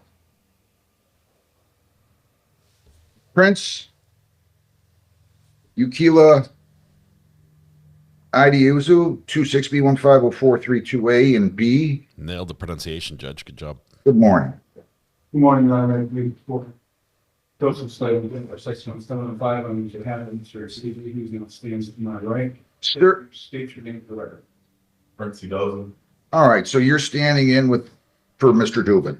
That's true. And you grant him permission to do that, correct, Mr. Idiuzu? Yes, sir. Am I pronouncing that correctly? No. Edozu. Edozu, I'm sorry. So, Mr. Slavin, as I understand it, your client is going to plead guilty to operating while impaired. The super drunk charge will be dismissed on motion of the prosecutor. And also, he is going to plead guilty to resist and obstruct an officer under 771.1 with the urinating in public to be dismissed, correct? That's correct. He's pretty no contest. He got alcohol content, but he has a memory shaky at best. I understand. Likely offense will continue, but if he finished peeing. And then he did sign the best rights in the package. He didn't indicate a no contest plea here. I'm not saying I wouldn't take it. You don't remember this incident, sir? No, Your Honor. So there's a lack of memory. Okay, so I will go ahead. I need to find the police report here. I was kicked back, taking it If you easy. plead no contest to the charge of operating while impaired, the possible penalties are up to 300 fines, 93 days jail, 360 hours community service, court costs are all those. 4 points. You know what? I'm getting ahead of myself. I don't even see a police report in here. We will stipulate that the blood alcohol content, was the usual, so they set the, Yeah. this crime lab came back with 0.29. 0.29? I think it's so stipulated that basically. Did you say 0.29? That's dead. That's pickled. That's too high.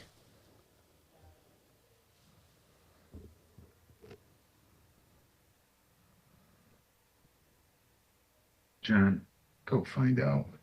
He needs to answer that. Hello, this is Dean. Mr. Robinette, can you send me in a police report on Idozo here, Prince Idozo? I don't have a police report in the file. Okay, Judge, I'll have that right into you. Thank you. Sixth judge will be right there. Okay. So let's start here. If you plead no contest to the charge operating while impaired, it has the same effect as a guilty plea. The possible penalties are up to 300 fines, 93 days jail, 360 hours community service, court costs, or all those. 4 points would be added to your traffic record. Your license would be suspended or revoked in accordance with your record. Do you understand that? Yes, sir.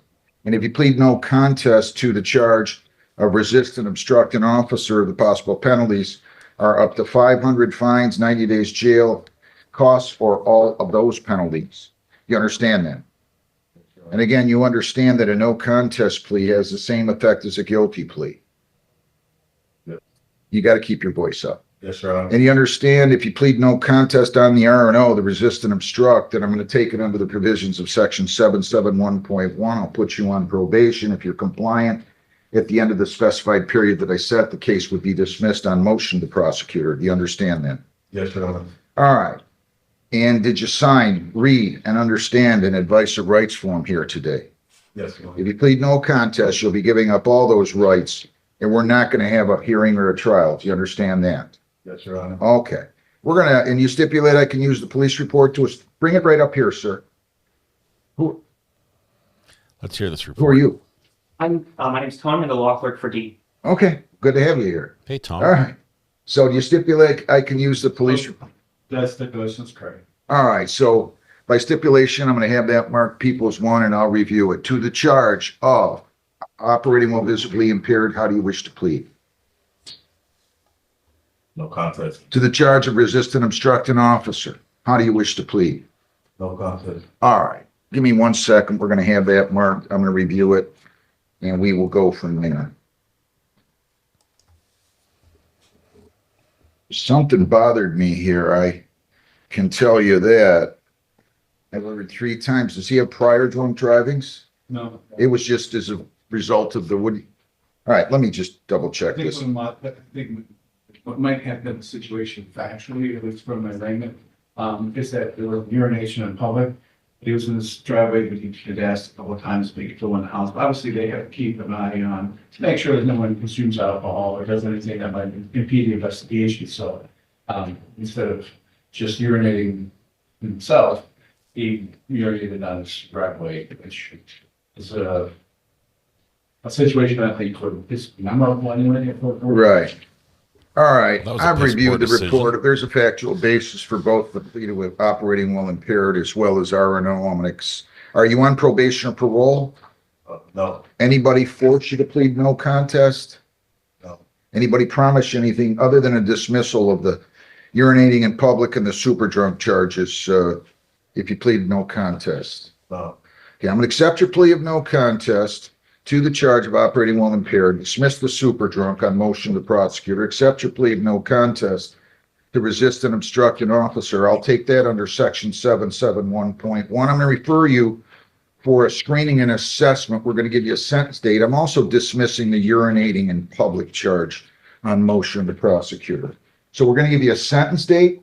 You're going to go down the hall, get your notice, and then you'll come back for sentence. So what do you have for me, Heather, for sentencing? We can do May 6th at 8:30. Is that good with you, Mr. Slavin? That works. May 6th at 8. Myself and Mr. Dugan. That's fine. May 6th at 8:30. Go down the hall, get your notice, and then we'll see you back here, okay? But you're going to go across the hall and fill out a questionnaire and be interviewed before you leave. Any questions? All right, good luck. Thanks a lot. And he has been going AA, right? It's just gonna, he was, wanted to show you that he's got all the signatures he wanted. If you've seen him and he's been going, no problem. I don't need to see it. Thank you very much. Jermaine Malik Powell here. Who's your lawyer, sir? Mr. Gaith? I think that's You want to, well, we have to get him in here first. Just wait 1 second. You have it seated right at the table there, okay?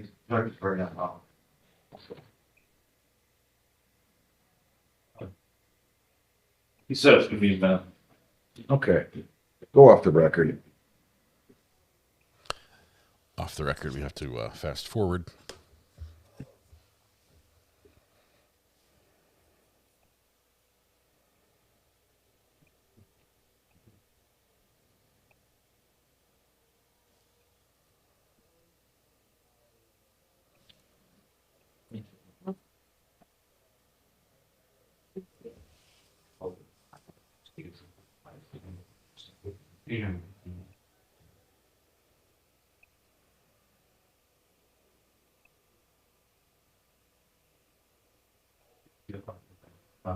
Jim, is Trombley's file by chance up there? Brownstone's got that. I don't know what that is.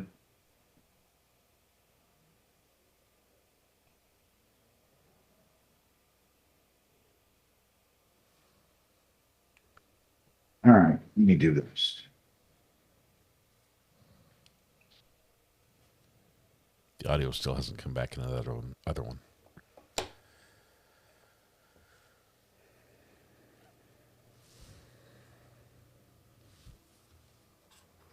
Judge hasn't gone off the records. We haven't fast forwarded yet.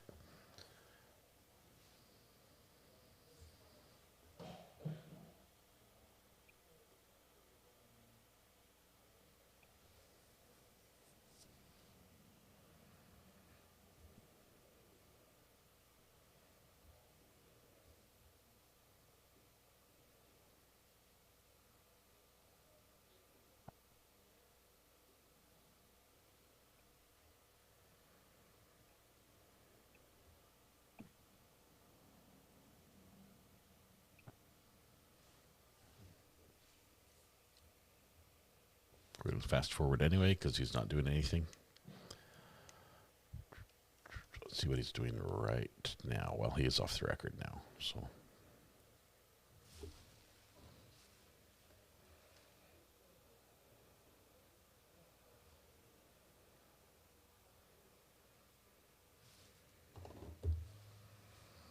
Well, Judge,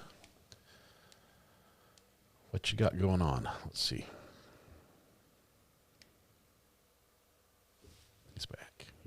Didn't test since he last saw you. He tested clean on April 1st, and then he tested clean on April 14th. Those are the only 2 clean tests I have since the last time he saw you. Obviously, I'm concerned as well as everyone else regarding his use. He's always been honest about it. He's always come to me and told me I can't fault him for that. He's always honest. But again, I don't know what else we can do for him at this point. I'm almost ready to revoke probation. That's how close I am. You can't keep using. You can't keep using. Would the court be willing to take this issue under advisement, considering he just started Suboxone, and since then he's reported positive results at least? He just tested positive. Well, he started the Suboxone 4 weeks ago. Yes, but he tested positive on April 8th, and he was already on Suboxone then too. And he tested positive yesterday. Now, that hadn't been confirmed as part of my understanding. He didn't have the money to pay for the lab and he didn't sign the admit, so.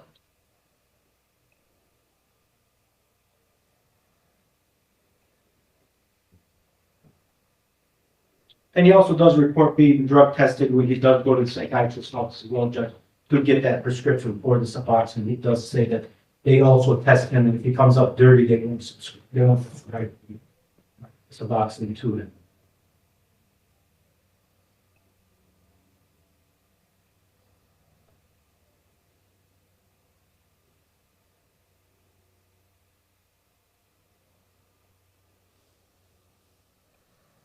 All right, Judge, we're going to bail. You're too I slow. cannot in good conscience do anything but revoke his probation, revoke his 7411 status, and enter the conviction.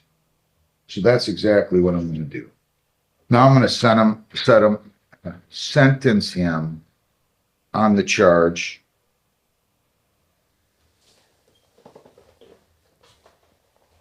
and I'll listen to whatever else you want to say. So I'm revoking that status, the conviction's entered, and now I'm going to sentence him without 7411 status, and I will go ahead and do that now if you're ready to proceed. I have nothing further. I don't know if Mr. Pillsbury has anything else. There's nothing I can say.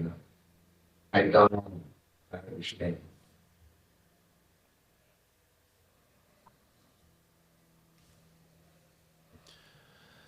We're gonna check out Middleton's new digs in a minute. Has he paid anything on this yet, Heather?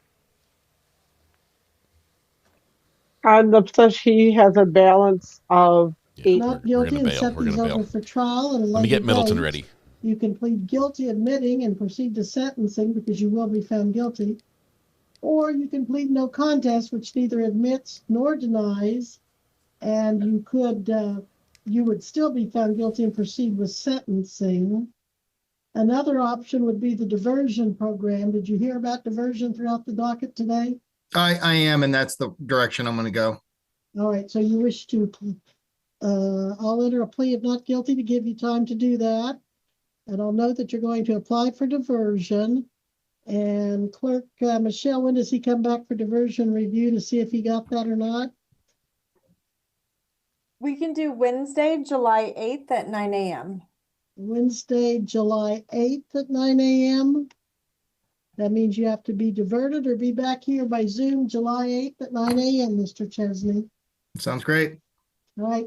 Everything, do we need to have him process? Yes, there is a misdemeanor. All right, here we go. Here's Middleton.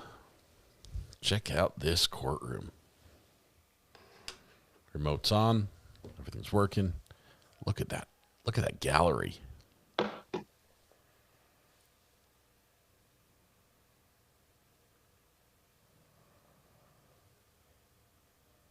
That's an old school gallery. This goes way back. Hard chairs with armrests.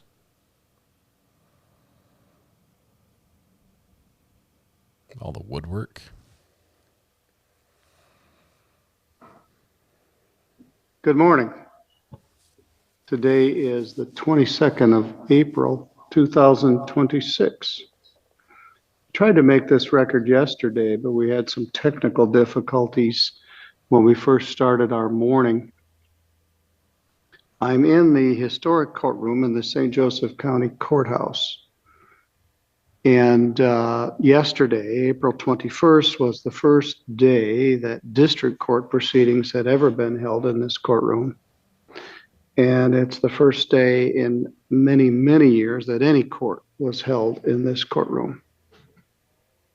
This courthouse was built in 1900. They started in 1899. The cornerstone was laid, and the courthouse was dedicated in August of 1900 and started to hold court at that time.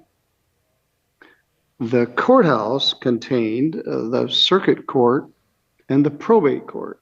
There was no district court at that time. And the circuit court was shared with Branch County, at least Branch County. We didn't have a St. Joseph County circuit judge. We had a St. Joseph County probate judge. The circuit judge served in 2 counties, and it was originally Theo Jacobs, at least in this century. There were some others before that, but into the maybe 30s, the last 100 years, Judge Theo Jacobs, Judge Mark Andrews, Judge Robert E.A. Boyle, who presided in this courtroom when he was first elected, Judge James Noecker, Judge Paul Stutzman. That is the circuit court chronology. And this was the circuit courtroom. The new courthouse, well, there was an earlier courthouse on this spot in the village square in Centerville. It was built in 1842.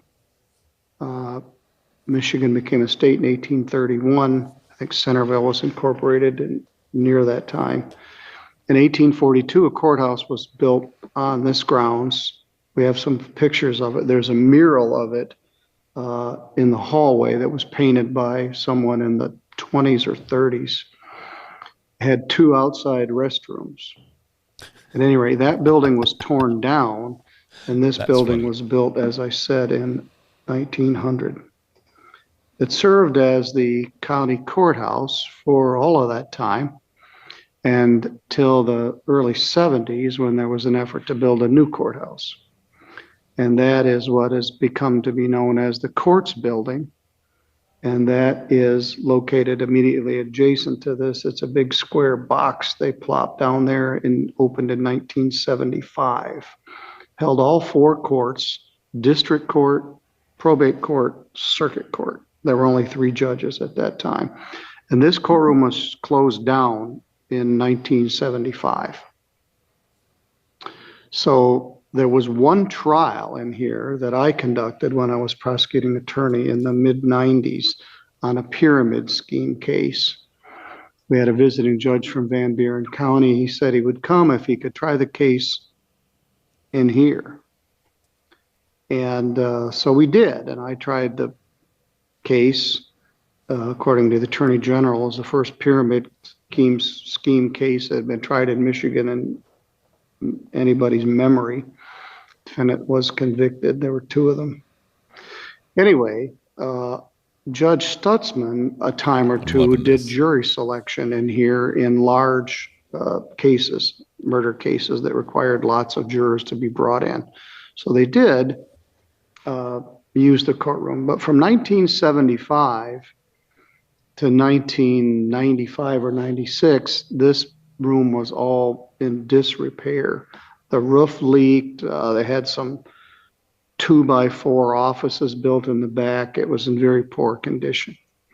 And a previous county commission decided in the 90s that they would refurbish this historical court building.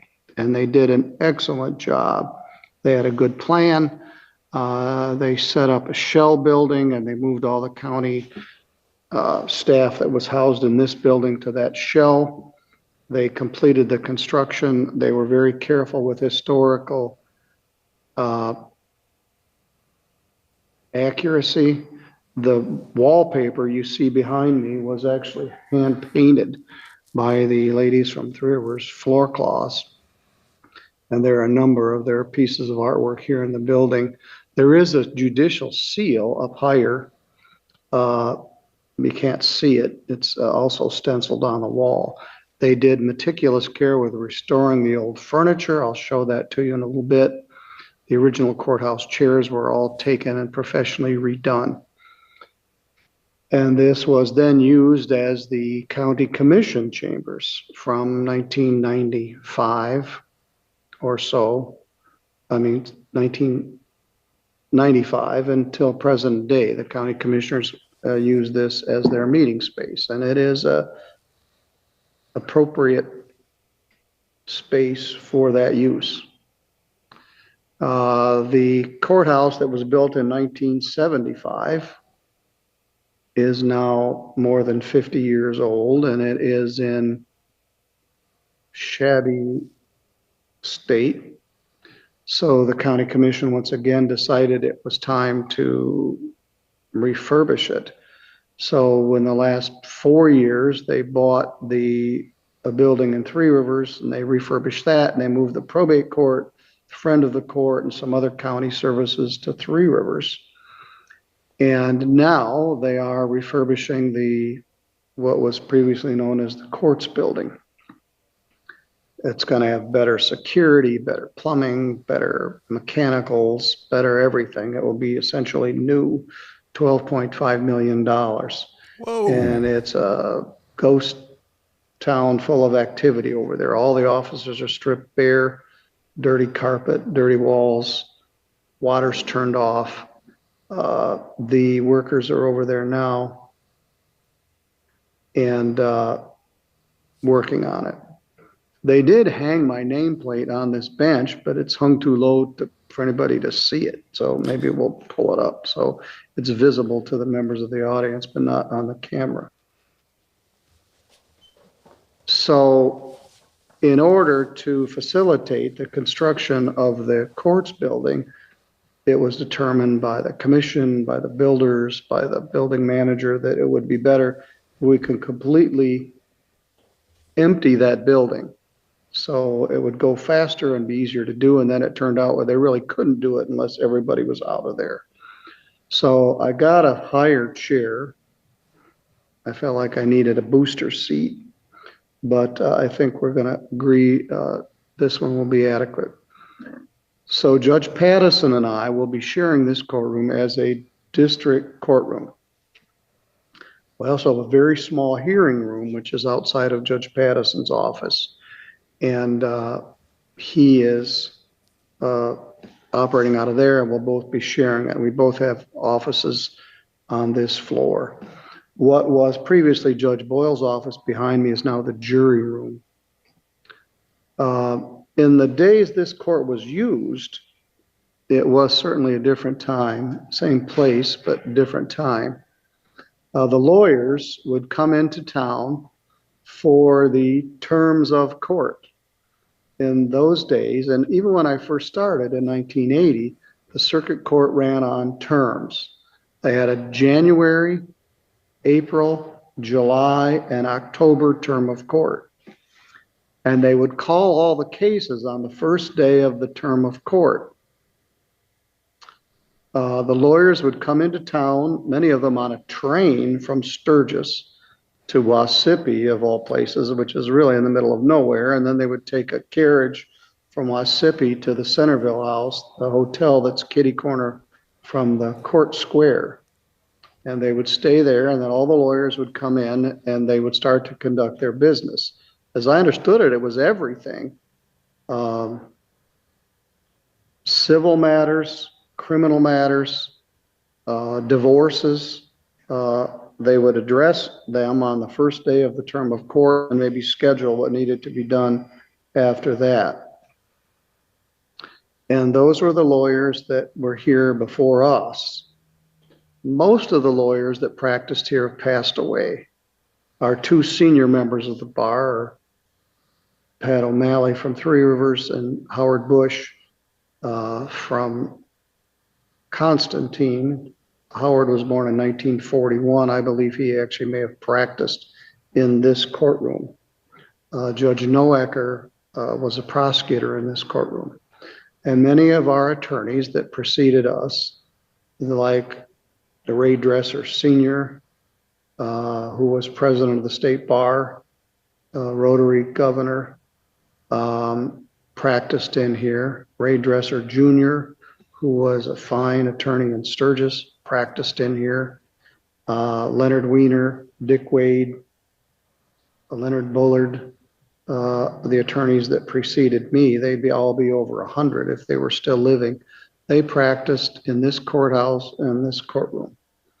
And things were certainly more genteel then. They didn't hold court in the summertime. Because it was too hot. It was too hot. They didn't have any air conditioning. So if they could avoid it, they didn't try any cases in the summertime.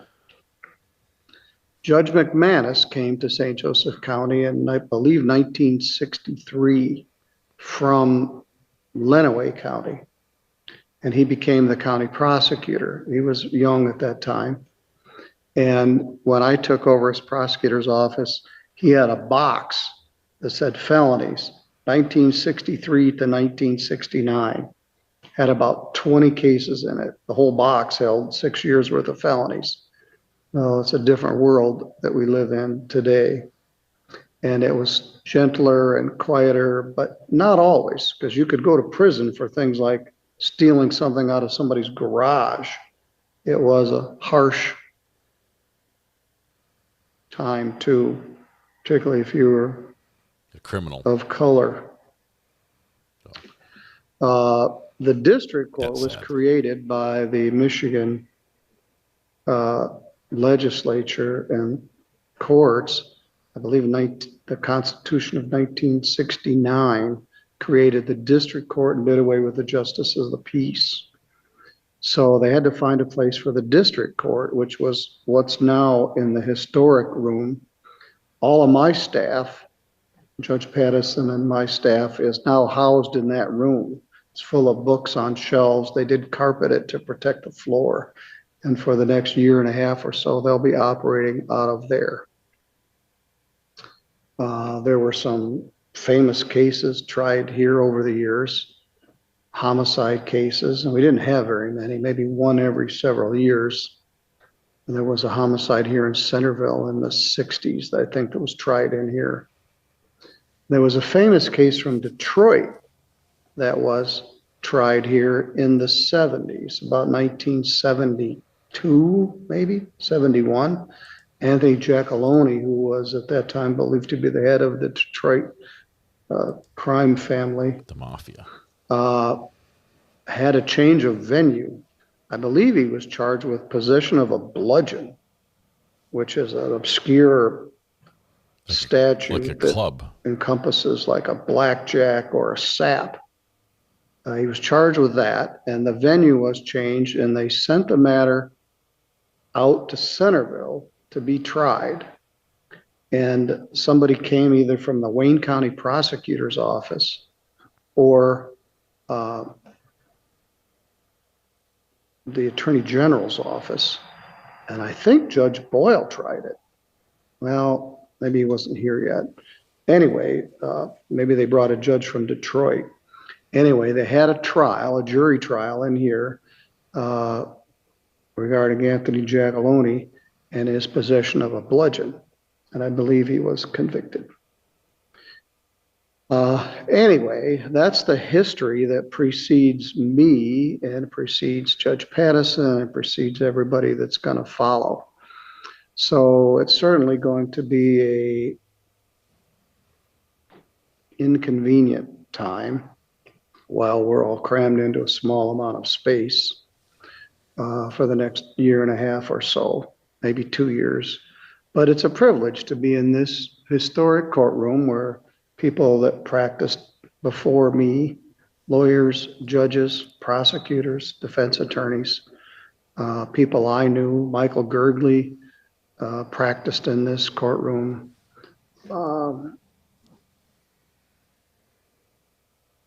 Cordell Jones, Judge McManus, many of the older lawyers that I had a lot of respect for practiced in here. So now it's our privilege to be able to utilize this courtroom for the next couple of years while they modernize and securitize our old courtroom. This courthouse is not very handicap accessible. It's not particularly user-friendly in some aspects. There's only one small elevator and the steps are quite steep. And but we're going to do it for the next several years. My tenure will end on December 31st. It will be somebody else's turn. And the filing deadline to file for a 3B district court judge was yesterday at 4 o'clock. So the only person to file was certainly a qualified candidate, Mr. Tim George, who has support of all the other 4 judges, has been designated as the only candidate for my seat. So it certainly appears that Tim George is going to be the judge to succeed me, and he has my support. So I'll try not to make too much of a mess of things for him before I go. Anyway, I wanted to give you guys a little historical sense, and anybody can watch this for anything. I'm going to take my camera and I'm going to turn it around. You might not want to be in this shot. I'm going to show what the part of the courtroom that you can't see looks like. You see a portion of the courtroom. They've got that screen over there. So they've got ugly tech mixed with historical context. There's also too many chairs in here. There's boxes of stuff. We're still working on it. Uh, I think I'm it's gonna gorgeous. take the camera and let you see the part of the courtroom that you can't see. Buckle up. Oh, wow. Look at that seal on the ceiling, the eagle, the chandelier, the pictures, the buttresses, the flying. It's not, I guess it's not a flying buttress, but the vaulted ceiling. Maybe it's a bit of a delay. They've hung the pictures of Judge Welty and Judge McManus. There's what is going to be the jury box. Just those chairs on the there side. are the windows that shine in here. It's hard to do this because it's not on real time, but that is the part of the courtroom that you can't see. Now we pan. And behind that, to the right of that picture, is where the jury room is. So I've got lots of bright windows, lots of sunshine. Good. That's And vitamin D. it'll be hot in the summer and cold in the winter, I suspect. It's huge.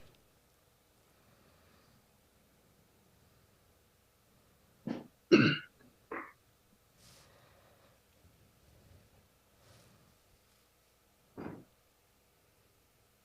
basically built at the We same did time not my have house any other was. court today. At least I didn't. This would have been a jury day, and we didn't schedule any jury trials because of the move. I have jeans and a work shirt on. I put a tie on for this purpose, but I'm moving finally to get completely He dressed moved up for in. us. I brought Tim George in this morning and said, here's what your office is going to look like. And I wish him all the best. So for the next 8 months or so, we'll be in here. Judge Patterson and I will be sharing it.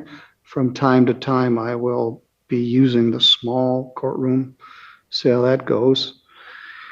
And so thank you, everyone. I let the comments run. Prisoner transport is not ideal. You'll be seeing some as we work through our issues. This is only the second day we've been here. We're working on it. And maybe I'll talk about some of the other questions later. But anyway, that is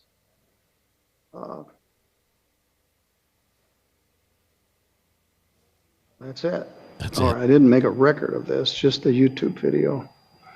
All right, thank you all for taking your time. I don't expect to be back on the record today because we didn't have anything immediate custody. Tomorrow, I'm going to Berrien County. I'll be at the Niles Courthouse on a case that I was specially assigned to in that county, and I'll be back in the afternoon for our court. So thank you all.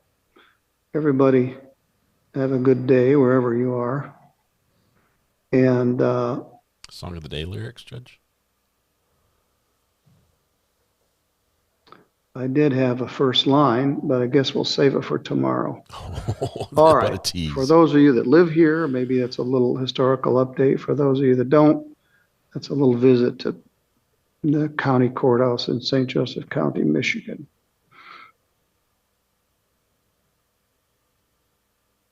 And we gone. There we go. What a great judge. I'd love to get an interview with him after he's all done.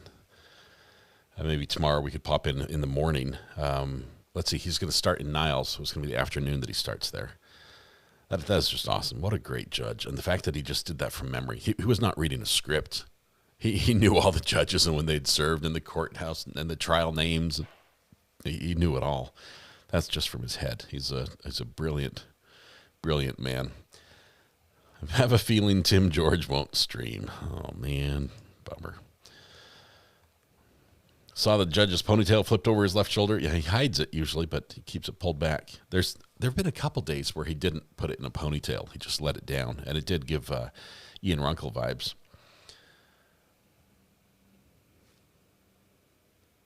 I was watching a crime show maybe 48 hours, and I heard Judge Middleton's voice and saw he was featured on the show as the lead prosecutor who followed the case they were talking about for decades. Sent the case he was referring to in modern. Thank you, Josh. Appreciate that. Light reading tonight.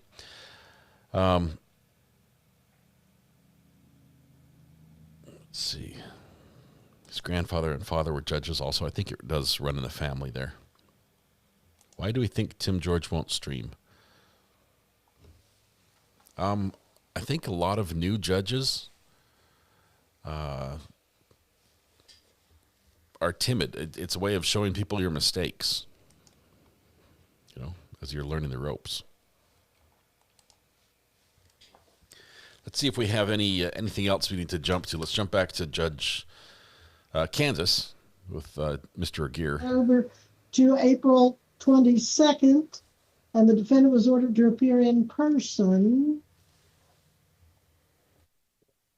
April 16th, there is a note that the drug and alcohol evaluation was sent to the clerk's office by fax, and the documents were placed in the county attorney's box at this date and time. April 17th, entry, court-appointed attorney application that was approved, and court-appointed Mr. Patterson. All right, what do you have going on here, Mr. Tovar? Do you want an attorney? Do you want to enter a plea? Do you want a trial? I mean, this has just been all over the place. Let's start with today. You've turned in an application for court-appointed attorney. Are you wanting an attorney? Yeah, I was wanting one, but you said last time that it was too late, so I just went ahead and. But you turned one in. Yeah, I know. All right, well, let me look and see. You want an attorney. Let me see what happened. Those dings are saying that you didn't pay this in a timely manner and that you've been suspended, it looks like. Among other reasons, it's dinging. Let's see. It's dinging. Looks like Antonio's in the car, Well, there's an possibly entry driving. August 8th of 2021.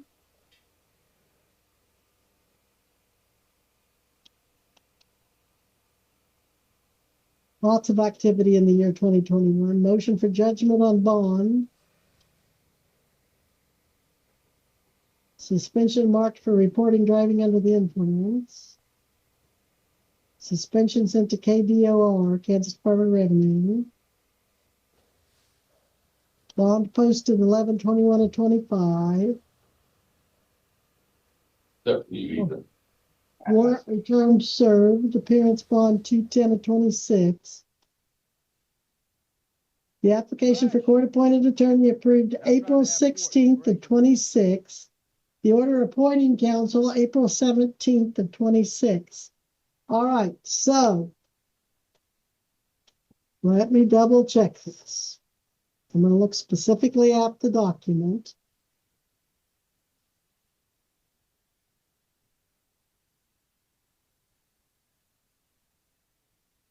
There is on file an order as of April 17th of 2026 appointing counsel for driving under the influence of alcohol first, a Class B misdemeanor. It is ordered that Darren K. Patterson, attorney, is hereby appointed. Let me ask you, have you talked to Mr. Patterson about this charge or this case? Oh. Why not? No one's ever contacted me. Speak up a little bit. No one's ever contacted me, and I wasn't sure if it got accepted or not. Did you think about calling to ask if you had an attorney accepted or appointed? Yeah, I've called a couple times, and I haven't got no answers from anybody. I've called more than twice. Well, who are you calling? This place right here, the District County of Butler District County. This building that you're sitting in, multiple floors, long building, lots of offices. Which office did you call? I don't know, whichever one it told me to on the number or whoever they transferred me to when I called up here. Therein might be your trouble, that you're calling different offices. You don't have any idea who you're calling. They may or may not know anything about your case. Because there are a lot of offices in that building, and if you don't call the right ones, they're not going to have a clue what you're talking about. So I'm going to tell you now, sir, you have been appointed an attorney, Darren K. Patterson. His office is across the street from the parking lot. However, I've heard he's closed for this week, so you're going to have to call him first thing Monday and keep calling. He is not going to be calling you. You have to call him. It's you're the one that's in jeopardy here, not him. Yes, I know, Your Honor. All right, so his phone number, Deputy, does he have it in front of him? 316? Yes, ma'am.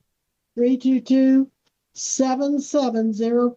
Darren K. Patterson. Darren Patterson. Call him first thing Monday and keep calling him until you get a hold of him. I don't expect him to call you or find you. I expect you to find him and call him and set up a time to talk about this case. Did you get that alcohol and drug evaluation we talked about? Yeah. All right, talk to Mr. Patterson about that and tell him about it, okay? He needs to know you've done that. He needs to get a copy of it if he wants to. The next thing I'm going to do is continue this at your request to, what's the next available Darren Patterson docket? July 13th at 9 a.m. July 13th at 9? Yes, Your Honor. July 13th, I'm going to order that you be available for Mr. Patterson at 8 a.m. that day, though. And why don't you come on into the courthouse and bring that, make sure that I have that evaluation or make sure Mr. Patterson has it. You don't have to get it to me, but you get it to your attorney. All right, anything else, Mr. Regier, on this case? Your Honor, if the court is continuing this matter again to July 13th at 9, the state would respectfully inquire if that is for purposes of sentencing, as this would appear to have been, at least for today, the second time this case has been set for that purpose. Well, without Mr. Patterson here, I'm not sure what they're going to conclude. I'm going to set it for control, status control. I want him and Mr. Patterson to talk and be ready for sentencing if that's the way we go. I don't want to have to take a plea and then set it over for sentencing a fourth time or fifth time, whatever it is. With all due respect, Your Honor, while it is always the state's preference to proceed with the presence of counsel for the defense, the state's information is that at a prior control setting in February, the defendant waived his right to counsel and already entered a guilty plea. That is true. Like I said, he's been all over the place. That's why I ordered the alcohol. So we're stepping back in time. Let's set it for sentencing. Yes, he had waived counsel, and then after the last hearing, I got an application for court appointed and went ahead and appointed Mr. Patterson, because if Mr. Patterson finds something needs to be done differently, he can make motions appropriately. But yeah, well, Mr. Ortiz Tovar, you've just been all over the place with this case, so I want you to have the benefit of a competent attorney to look at this and help you decide where you go from here. But I want you to be ready for sentencing if that's what we need to do, if that's what you want to do after talking to Mr. Patterson. Okay. Mr. Regier, I'm just sorry I can't do any better than that, because he's been really all across the board, as you know. Very good, Your Honor. All right, thank you. He has been processed, deputies. You deep throat your mic. Thompson? What? Who just said that? I'm checking one more thing before I let you go, Mr.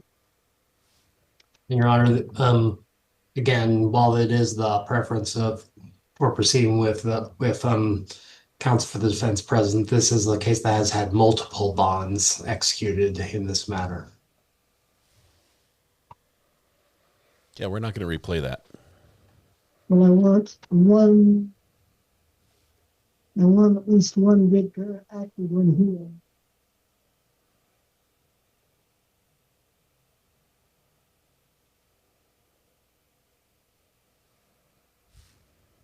Okay, as I'm reading the file, the active one posted May, that can't be right.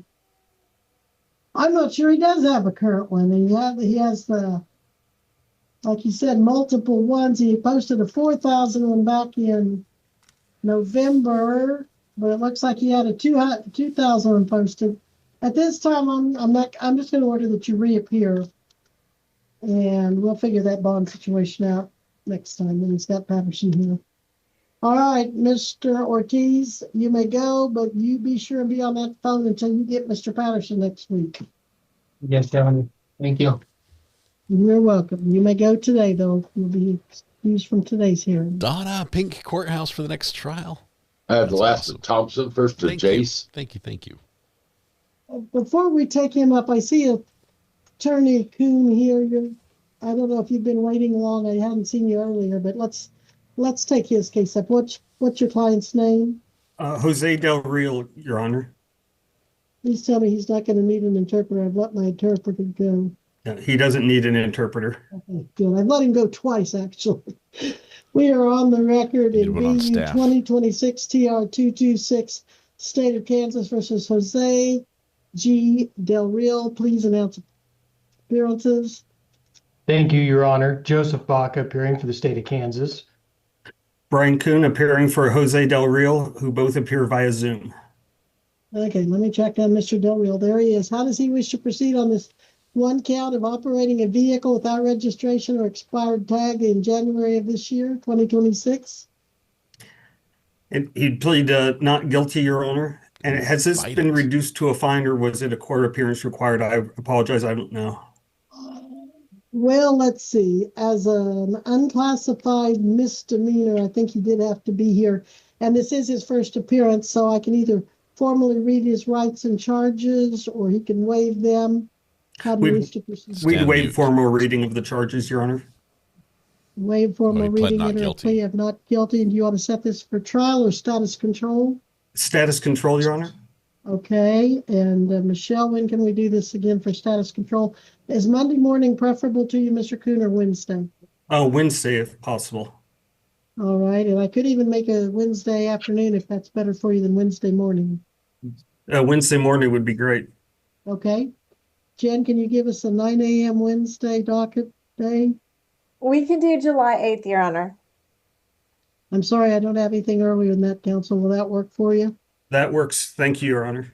All right, you're welcome. Now, I'm setting this on the 9 a.m. docket, but if you let the clerk know when you sign in that you need to have it moved up, she can probably do that for you, since you waited so long, especially today. Thank you, Your Honor. I appreciate it. You're welcome. All right, I think that's it. Mr. Bach, anything further on this one? Judge, I don't believe there's anything further. All right, then thank you, Mr. Del Real, and counsel are excused from this hearing. Thank you, Your Honor. Thank you. Hang on. Hello?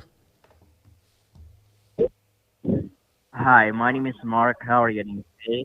Good. That's great. I won't take much of your time. This quick call is about your home insurance. And if we could help you to save up to 30%, you might think about it. Possibly, maybe? Sounds interesting. That's perfect, sir.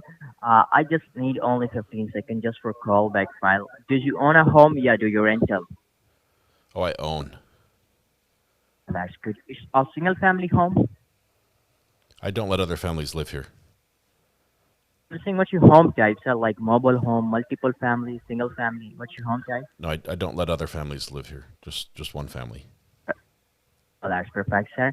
And sir, what's your 5-digit zip code for mailing purpose? Zip code? 90210. 90. 90210. Oh, that's perfect. And sir, your first name is SCOTT and last name MCINE. Is that correct? I think you got it, yeah. Oh, that's perfect, sir. And sir, my race specialist called you back and he helped you to save some money, okay? Okay, who is he again? What's his name? I'm saying my race specialist called you back and he helped you to save some money. You said That Maurice? okay? Maurice was his name? The specialist? No. I'm saying my rate specialist called you back and he helped you to save some money. Okay, what was his That name? okay, sir? What's his name? I'll put him in my notes here. Sir, I don't know, but this is what this rate specialist, sir. And sir, your name, just name, spell confirmation, okay? CSCOMCINE.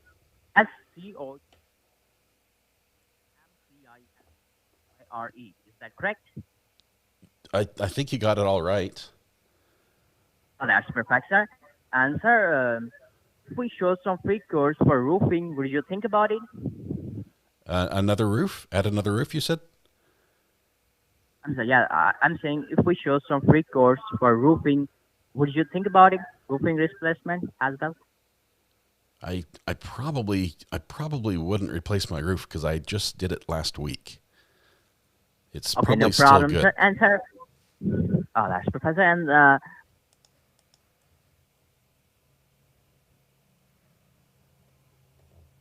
Hello?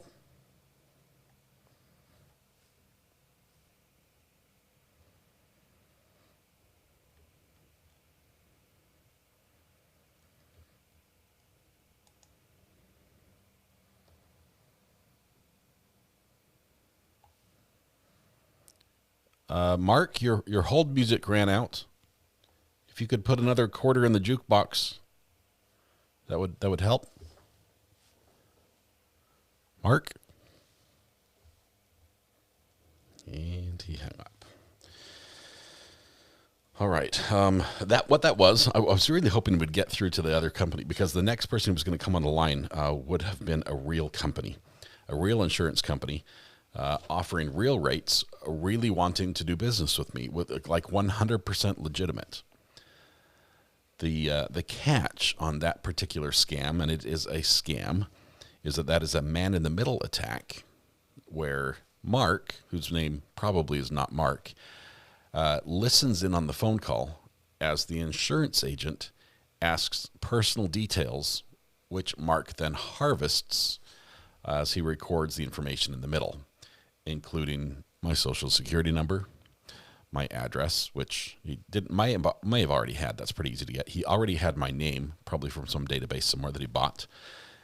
And then I might have saved money. I may have saved 35%.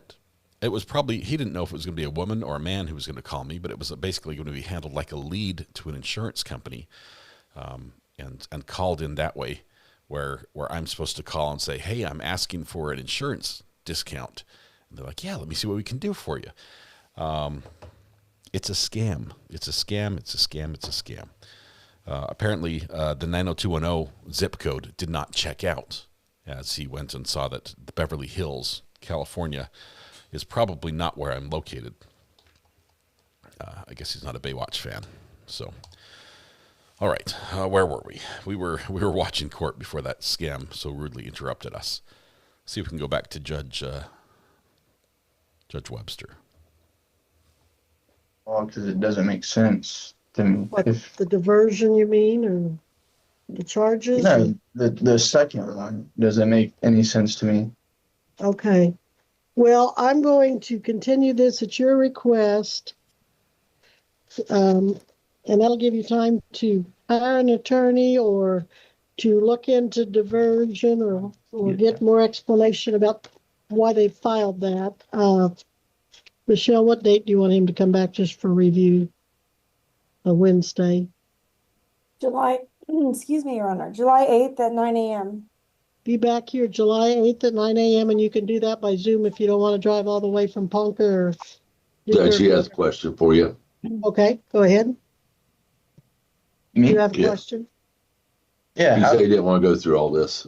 Yeah, I want to just pay the ticket and then understand why I even have to do the thing when the truck was mine in the first place. The tags, like, there was nothing wrong with it. Like, I have all the stuff showing it was all mine, if you understand. No, I don't. Do you want to set this for trial so you can bring all that out and we can see if they've got evidence to convict you? That's the only way I can make it go away, is if they fail to provide, if the state fails to provide its burden of proof at trial. If they can't prove to me or whoever tries your case that you've violated the law, then you'd be found not guilty. You'd have a chance to present your evidence after they presented theirs. But if it's your truck, or if you're driving the truck, they're saying that you were either driving it or letting someone drive it, that you didn't have proper registration or your tag had expired. It was a temporary tag. Well, temporary tags can expire. The 60 days wasn't over, man. Well, maybe there was something else wrong with the tag. I don't know. But I can sure give you time to talk to an attorney about it. So, and I will do that. I'm going to set this over to July 8th at 9 a.m. You can reappear in person or by Zoom after you've had a chance to talk to the attorney, or however you want to do that. And if you want to fill out a more detailed application for court-appointed attorney and leave it with the officer, I'll look at the details and see if maybe there's something I'm missing that you might qualify. I can't say one way or the other without the full application. Yes, ma'am. All right, I so you understand. have to be back here July 8th at 9 a.m. And I'm not going to set a bond because of the level of offenses, but if you don't show up, you could still end up with a warrant. And when I say show up, you can show up by Zoom as well as in person. Your Honor, Yes, ma'am. Yes, Mr. McGear? with all due respect, the state's information is that the defendant has already executed a professional surety bond in this matter following a failure to appear. Oh, okay. Ah, Well, that then it changes sounds like, let me look. I will continue the $1,000 surety bond you posted January 26th of 2026 after failing to appear, and the added condition is that you must be back here July 8th at 9 a.m. Anything further from either party? Now from the state, Your Honor. Okay, and again, that can be by Zoom. Thank you, everyone. We'll be in recess. Mr. Thomason is released from today's hearing. I love his with all due Thank you, ma'am. respects. You're welcome.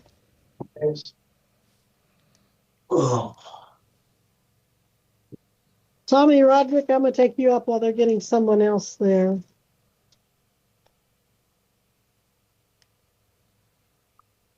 We are on the record in 2025 TR 2136, State of Kansas versus Tommy Bruce Roderick III. Jared Regier for the state, defendant in person and per se. You are Tommy Roderick, is that right? Can you click on your volume so I can hear you? Click on that little red microphone with a line through it. It's at the bottom or side of your screen. If you don't see it, run your finger down the side of the bottom and it should pop up on your phone. Little red microphone looking thing with a line through it. There you go. There you go. Now. Yeah. All right. You're Judge, Tommy Bruce Roderick III, yes? I'm just saying you kept saying Tommy Roderick. I got Tommy Roderick here, so I don't know who, that's somebody else. Well, who is that then? Because, Out front. I'm coming in right now. well, I am confused because the screen name, there's a guy on the telephone that says Tommy Roderick. Is that person sitting with you called Tommy Roderick also? Yes, ma'am. He's coming back inside. Oh, so he's kind of double dipping there. Okay. Something. Whatever gets him on the screen sooner is what it looks to me like. Okay, you He's hop in his out and let car. Tommy go now. We just finished that young man in the white shirt, right? No, he was the next one up. Oh, he was the next one up. He got, Everyone's wearing white shirts. okay. But he wasn't calling himself Tommy Roderick, was he? Now I got Tommy here. The kid in the white shirt, the young man in the white shirt, that was not Tommy Roderick also, was it? No. Correct. Okay, so now we're down to one Tommy Bruce Roderick III, and that is you, sir. That's you on the court security one screen. Somebody tell me yes? Yes. Yes. Okay. Jared Regier for the state, defendant Roderick in person and pro se on Mr. one count Regier of is driving not while impressed. suspended after a previous conviction for driving while suspended. That prior conviction elevates this from a B to a class A non-person misdemeanor. If you were to be convicted of this, your penalty is a class A misdemeanor. Mr. Roderick could be up to 1 year in the county jail, and your fine could be as much as $2,500. You do have the right to an attorney. Are you going to hire an attorney, apply for court appointed, or represent yourself? I'll apply for a quarter appointed, please. All right. In the interest of time, Mr. Roderick, I'm inclined to have you fill out an application, but tell me where you work. Fleming's Feed and Grain out in Leon, Kansas. Familiar with them, and what do they pay you per month? Probably I make about close to $3,000 a month. Married or single? Single.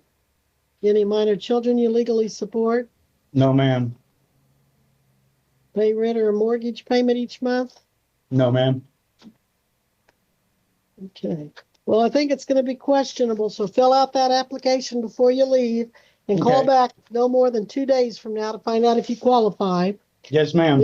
If you qualify, you get a hold of the attorney. Don't wait.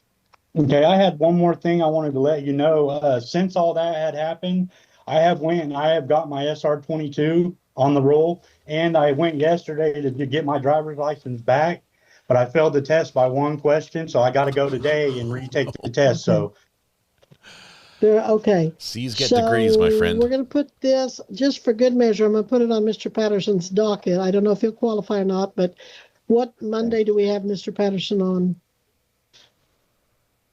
July 13th at 9 a.m., Your Honor. Be back here July 13th at 9 a.m. Unless your attorney, you get an attorney and the attorney tells you otherwise.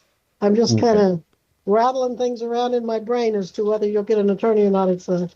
But until I see the form, I can't tell you. So call back in about 2 days and find out who your attorney is if you have one. Okay.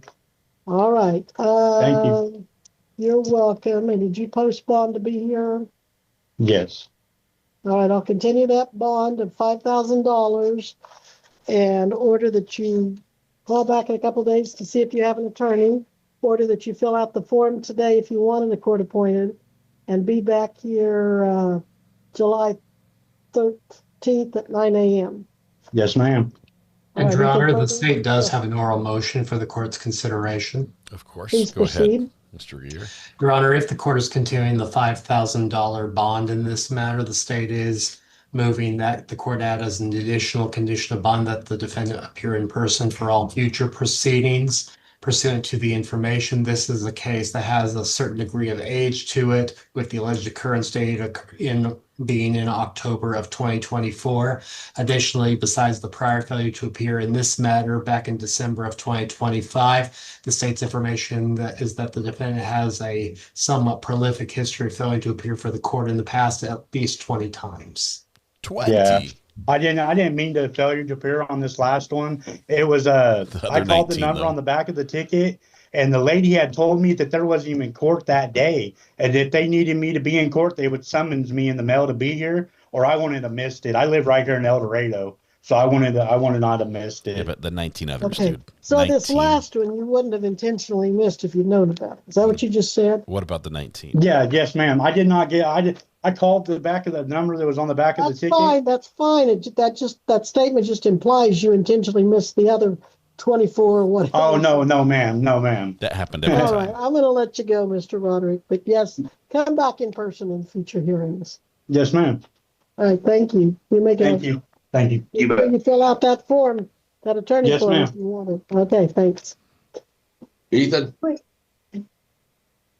Do we have an Ashley Savage on the record in BU 2026 TR 239, State of Kansas versus Ashley Savage? Jared Rekier for the state. Deputy, do you have Ashley Savage with you in the courthouse? I do not. Well, and she's not answering on the screen. I'm not seeing her name. Recommendations, Mr. Regier. One moment, Your Honor. Yes, Ashley Renee Savage. 26 TR 239, operating without a valid license.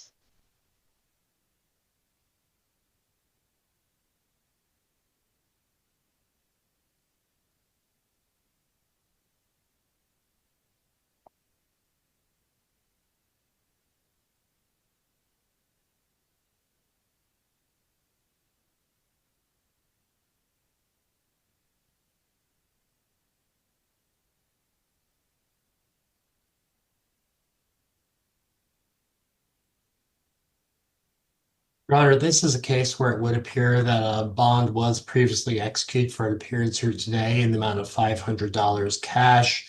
However, based off the nature of the charge, the state is recommending a benchmark bond forfeiture $2,000 cash or surety. State's information is this is a defendant who has failed to appear for court on other unrelated matters at least 3 times in the past. The court does issue a forfeiture of the $500 cash bond, issues a bench warrant, lead bond set at $2,000, cash or surety required. We'll now be in recess on Savage. Let me put her on On the hold. record. Case number, Judge. Let me put her on hold for a second. I forgot to give you another update, and I just saw something that reminded me. You guys tolerated, what was it? Way too many, 10 or 15 members only live streams that were terrible, most of them, over the last couple months, so that I could qualify for this next level of support.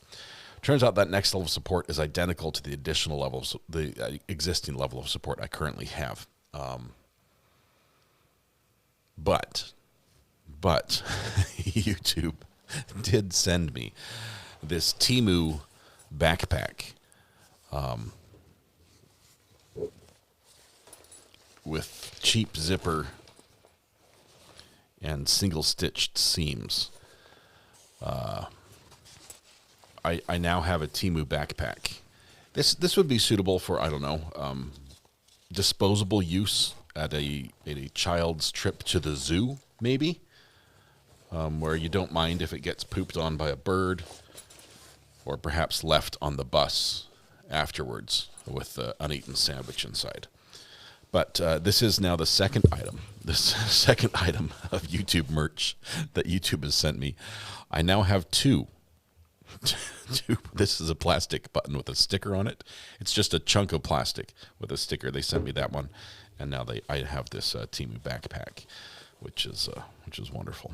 So thought I'd give you that update. Maybe auction it off at Ian Fundraiser. I would feel bad sending that to someone. Other than the fact that it's a legitimate YouTube authorized logo. That's it. That's it. All right, we're going back to Mr. Aguirre. Oh, it's your right, and only you can decide that. Hang on. Let's back up. But if you can afford an attorney, I'll give you time to hire one. If you can. Let's back up just a tiny bit till she gets called. 24, whatever. Oh, no, ma'am. No, ma'am. All right, I'm going to let you go, Mr. Roderick. Yeah, we let him go. Ashley Savage with you in the courthouse. Ashley Savage. I do not. We were missing her. There we go. Scott? Yes. All right, defendant in person and pro. Here we go. Yeah, let's trade him out. This guy has to wait That again. poor guy in the white T-shirt just keeps getting moved around, doesn't he? But we'll get him. Well, he's been mean to me all morning, Judge. Oh, well then, hey. Fair is fair, all right. All right, have a seat. Are you Kiera, Kaylin, Iris, Scott? Yes. All right, defendant in person and pro se, Mr. Regier for the state. Ms. Scott, on count one, your charge of speeding 49 and a 40. This is a traffic infraction. 9 over. No jail time, but there is a scheduled fine if you were to be convicted. Count Mr. two, you're Regier's like, accused "No of jail driving while time." suspended. A B misdemeanor. If convicted, your fine could be up to $1,000. Your sentence could be up to 6 months. Count three, displaying or possessing a fictitious revoked suspended driver's license. A B misdemeanor. Ooh, fake That ID. carries a sentence up to 6 months and a fine up to $1,000 as well. Do you intend to hire an attorney, apply for court appointed, or waive your right to attorney, Ms. Scott?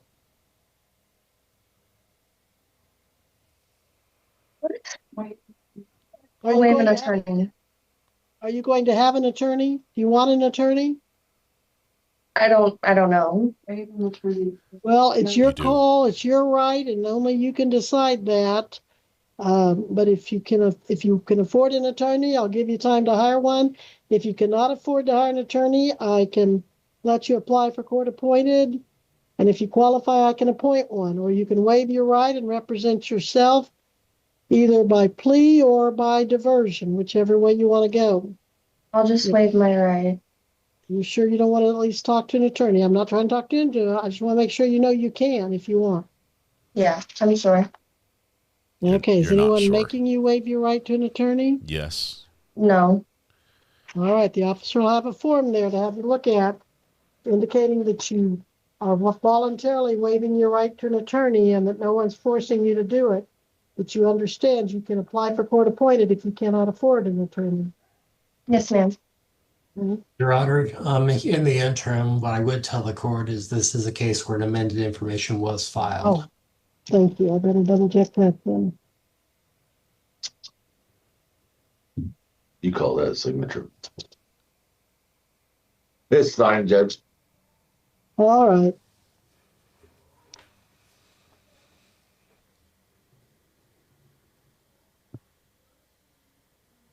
Okay, there is an amended information filed as of January 13th of 2026. Count 1 is alleging speeding 49 in a 40, the infraction. Count 2, driving while suspended, a Class B misdemeanor. That has a sentence of up to 6 months and $1,000 in fines. And then count 3, the unlawful use of the driver's license was dismissed. So the 2 charges you're looking at now are speeding and driving while suspended. Okay. And you do not want an attorney. You've signed the waiver, is that right? Math is Yes, ma'am. 45 pages The of record reading. will so reflect. How do you wish to plead to count 1, speeding 49 in a 40? You can plead not guilty and set it for trial on a later date. Thanks for the You clapping can plead seal. guilty admitting it and proceed to sentencing, or you can plead no contest, neither admitting nor denying the charge, but you'd still be found guilty and proceed to sentencing. Who are you looking at, ma'am? Or I can give you some time to look into the diversion program, the county attorney's program, where if you do certain things, they would dismiss the charges. Certain Okay, things. can I possibly look into the diversion program? Okay, I'll enter a not guilty plea so you can look into diversion. Did you listen this morning and get their website, or do I need to give that to you again? I just gave it to her, Judge. Thank you.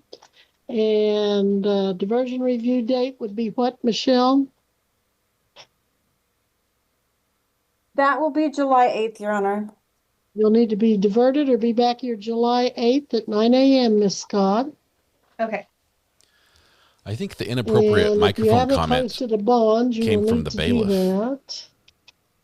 And Your Honor, this does appear to be a case where a bond was previously posted following a failure to appear. $1,000, is that what you're showing? That does appear accurate, Your Honor. All right, Ms. Scott, I'm going to continue that $1,000 bond you posted in February 2nd, with the added condition that you be diverted or be back here at the date given. Okay. Yes, All ma'am. right, thank you. You may go at this time. All right. Thank you. Have a good day. Thank you. You as well. Judge, Deputy, can I bring Ethan in again? who is he? Ethan. The boy who's Oh. been sitting in name the chair between every started other with an defendant. M. Mateus. Mateus Heath. All right. Maestas. I actually have that here. On the record in BU 2026 TR 238, State of Kansas versus Ethan Ray. You pronounce that Mateus? Maestas. Maestas. Okay, that looks like what I'm seeing. Okay, Joseph Baca for the state. Defendant appears in person and pro se. If the judge heard what the bailiff said, and understood what it meant, she would come unglued. Sir, in count 1, you're charged with operating a motor vehicle without registration or expired tag, an unclassified misdemeanor. If convicted, your fine could be up to $2,500. Your sentence could be 30 days to 6 months. In count 2, you're charged with operating without proof of liability insurance. Is Roderick If driving? convicted, your fine could be $300 to $1,000. And Antonio's taking Michelle, us shopping. take Grego off there. I don't want to watch him shop while I'm trying to have court. $300 up to $1,000. Grego And your sticks us sentence in could his be up to pocket. 6 months in the county jail. Thank you, Michelle. Man. Mr. Maestas, do you wish to have an attorney? You can hire any attorney of your choice. If you cannot afford to hire an attorney, you can apply for court appointed and see if you qualify, or you could waive your right to an attorney and represent yourself. Do you wish to have an attorney, sir? No. You know that you can hire or apply for court appointed? Yes. Knowing this, you wish to waive your right and represent yourself. Yes. All right. If you're there with the officer still, he'll have a form for you to fill out showing that you know what you're doing and you're doing it freely and voluntarily when it comes to waiving attorney. Just read that and sign there.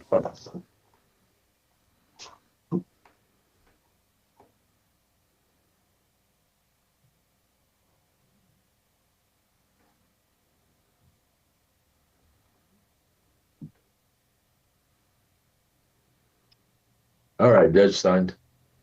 All right, the record shall reflect the defendant has signed a waiver of counsel. And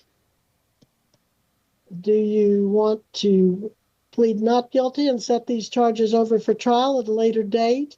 Do you want to plead guilty and be found guilty and proceed with sentencing today? Or do you want to plead no contest, neither admitting or denying these charges, but still most likely being found guilty and proceed with sentencing? Or do you want some time to look into the diversion program, Mr. Masteus? Diversion, please. All right, I will enter a plea of not guilty and be sure and get started on that diversion right away. Michelle, what Okay, date do you I want him to regret come bringing back it for up. diversion review? The comment July had 8th, Your sexual Honor. July connotations. 8th at 9 a.m. Be diverted or be back here, sir. Any question about that? No, Your Honor. All right, and it looks to me, Okay, sorry, let me bail from that one. The comment had sexual connotations involving a microphone, and it came from the bailiff, at least the bailiff's mic in there. It was not appropriate.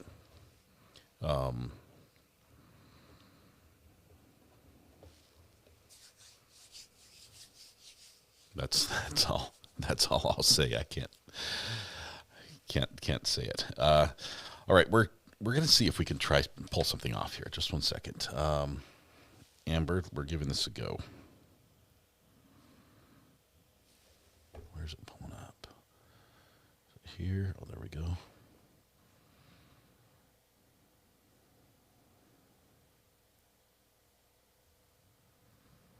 Is it justice?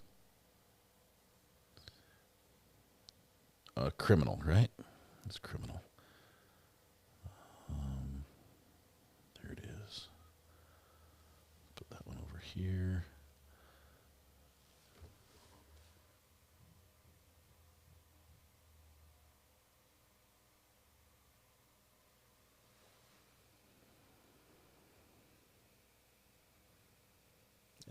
Amber, I'm just not confident. It's got stamps all over it. Judge Fleischer streams. Okay, he does stream, and he's always been like friendly about it and letting us use his feed. But now he's got a big old do not record on it. So let me see if.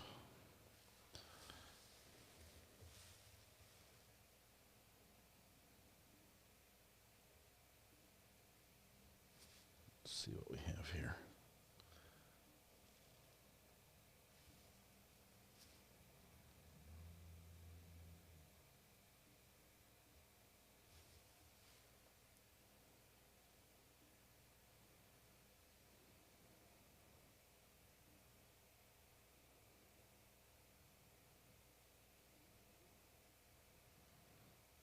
Okay, we want the highest quality. Got audio.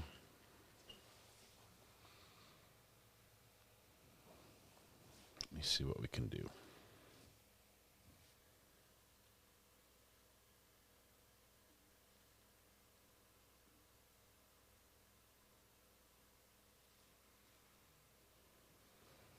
Hold for a second. Let's see if we can get its audio in. Don't worry about it. Thank you. Yeah, for sure. Okay. Rick, you ready? Coming up. Yes, I'm ready.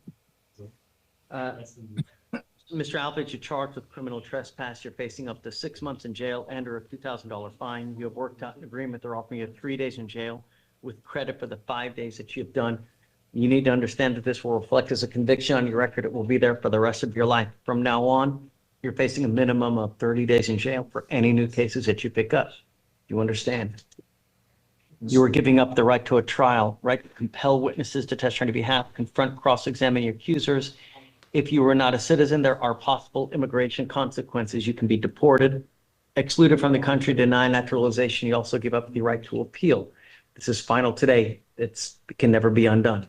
This is what you want to do. Sounds How do you serious. plead to the offense of criminal trespass? Guilty or not guilty? I'm going to find you guilty. I will follow the agreement, send it you to it. Good luck to you, sir. Please see the clerk. Thanks. Thank you, Judge.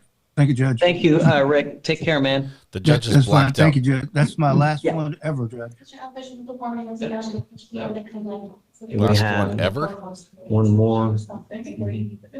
He's retiring? The judge missed it. That lawyer says this is my last one ever. Did the other one get reset? Judge Fleischer has blacked out the court, so he can't see the defendants. No, Alan's no. Alan's case. Oh, I don't know. Soleimani, But I don't see the defense, so maybe they're out there. she gone. She gone. Well, we scheduled her for 10:30, it's a 2-hour slot. Maybe he ended up calling me. He's on doctor, right? Hello. Okay. Page 27, he's almost with this.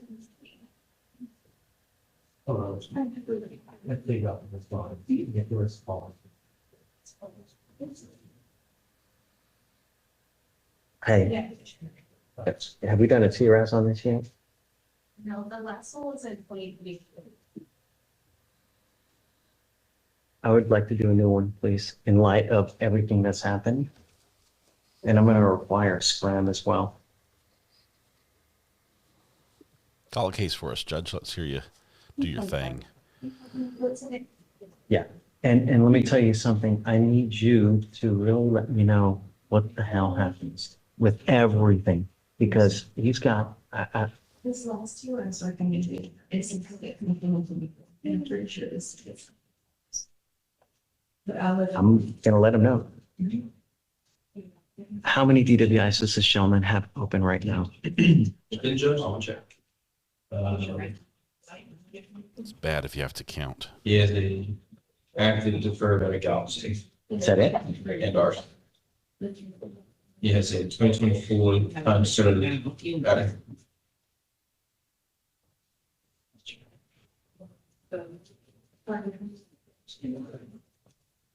Did they file a motion? Did they file a motion to revoke over there? Yes, it is. It's an application. It's still active? Yes. Are you guys representing him out there? We are not. Then Dell's office is, he just got off the phone. Jonathan Zendel, he's a Galaxy. He was okay with everything. I was hoping, that we could resolve both, but they're like, well, he wants to do it.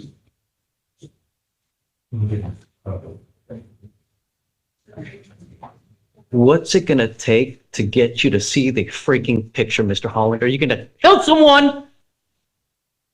DWI here. You're on deferred for DWI, and then you pick up a DWI here. You say no, but your actions say differently. Let me give you some perspective.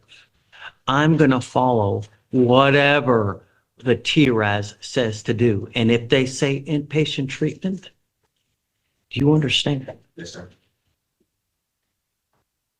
You were charged with driving while intoxicated. First offense, it's elevated to a Class A misdemeanor. You're facing a year in jail and or a $4,000 fine. The agreement that you have worked out is 1 year in Harris County Jail to be probated for 2 years. You are giving up the right to a trial, right to compel witnesses to testify on behalf, confront and cross-examine your accusers. If you are not a citizen, there are possible immigration consequences. You can be deported, excluded from the country, denied naturalization under federal law. You give up the right to appeal.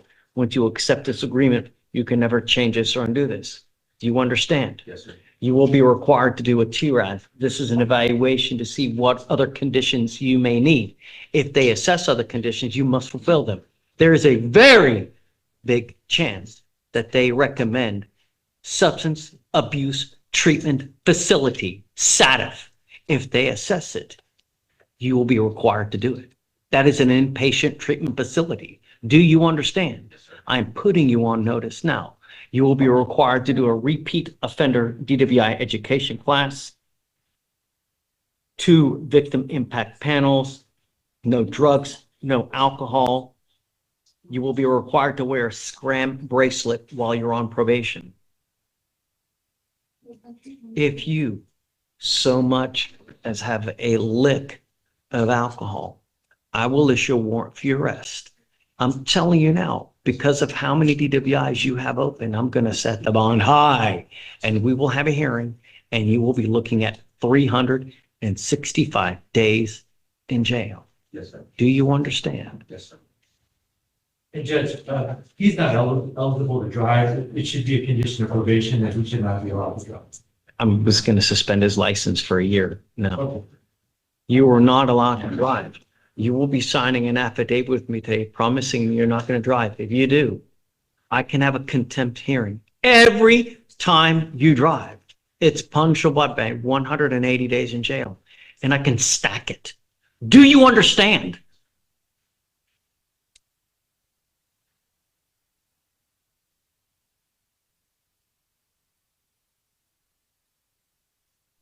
I don't want to breathe. You are ordered not to refuse breath tests while you're on this probation. If for some reason you decide to get into a car and drive and you get pulled over, an officer asks you to submit a breath test, you must do it while you're on this probation. Do you understand? How do you plead to this offense? Guilty or not guilty? Guilty. I'm going to find you guilty. I'm going to follow this agreement. I'm going to sentence you to it. Like I said, you give up all these rights, the right to have a trial, right to compel witnesses, testify on your behalf, confront, cross-examine your accusers. If you're not a citizen, you can be deported, excluded from the country, denied naturalization. You give up the right to appeal. This is a done deal today, never changed. All right, we'll have you see the clerk. Good luck to you, sir. All right, thanks. Good luck. Thanks. Bye. Help yourself to the candy on the way out the door. Hi. Whoa. Good morning, Judge. Mr. Nolasco is doing his plea today. Okay. Got it. You mind bringing him up? Hey, repeat offender. Yes. Yeah.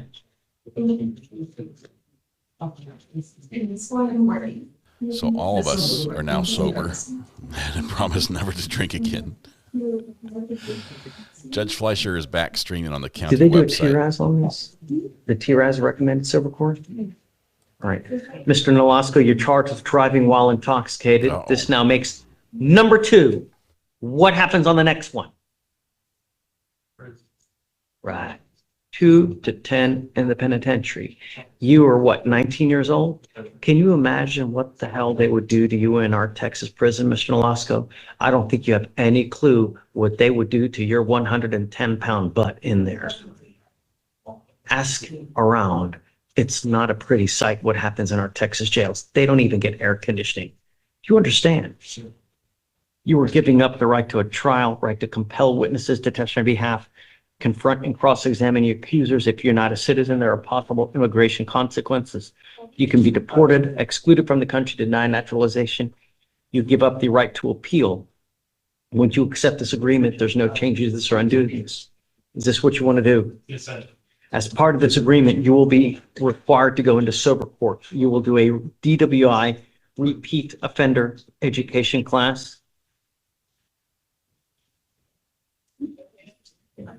You have already done the TRAS, which recommended sober court, no drugs, alcohol. You must maintain a guardian interlockable with you. I'm going to suspend your license, so you must get a portable device. And 60 hours of community service. Is this how you understand the agreement? How do you plead to this offense? Guilty or not guilty? I'm going to find you guilty. I'm going to follow the agreement. Good luck to you, sir. Thank you, Judge. 1 year driver's license suspension. Yeah. Okay. All right, Mr. Nolasco. Good luck to you, sir. Good luck. Thank you. I'm going to suspend his. If you don't have a license and you get popped, they will create one for you. And we now are still going to suspend it regardless. So. They'll create a license for you and then suspend Mr. it. Nolasco, let me Whoa. impart to you one more thing. Little gem here. You will be signing an affidavit with me today promising me you're not going to drive. I don't give a rat's behind what you're doing in this life. The worst possible thing you can do is drive. If you do, you understand? Okay.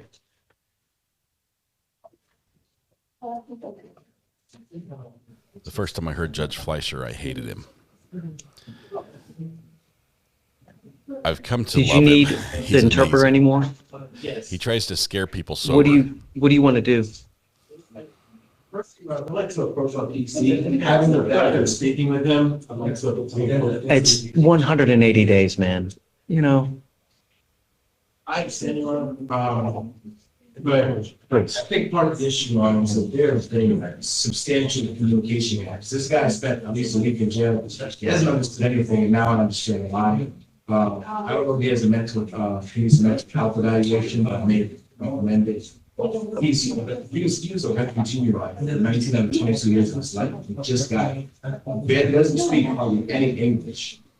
For the offense report, they got an officer who speaks Swahili to speak with him. But I just learned that where he's from, there are 122 different tribes, and Right, but that's not going to go. That would go to. was a prejudice, and was there actually informed consent? But that goes right. But that's for a suppression hearing, not for purposes of probable cause, and that goes beyond whether he gets arrested or not. Anyways, right. The fact that we have this, so they're actually trying to tackle as much as happening. So obviously, that said, I just want to ask for a reset. But understand, Alan, if we're having this much trouble in the PTI program, how's it going to even? You know, I'm all about giving them a chance, but I mean, how's he going to? There's no interpreters. I mean, I don't know if there's any Swahili speakers in the probation office. I agree completely. I mean, I don't the translation line. I don't know the name of it off the top of my head, but that's not what I can do. I mean, I don't even have any comprehension. I mean, I'm being comprehensive, having questions about that. so why don't you let's set it for an eval then? Yeah. I want to certainly do that as well.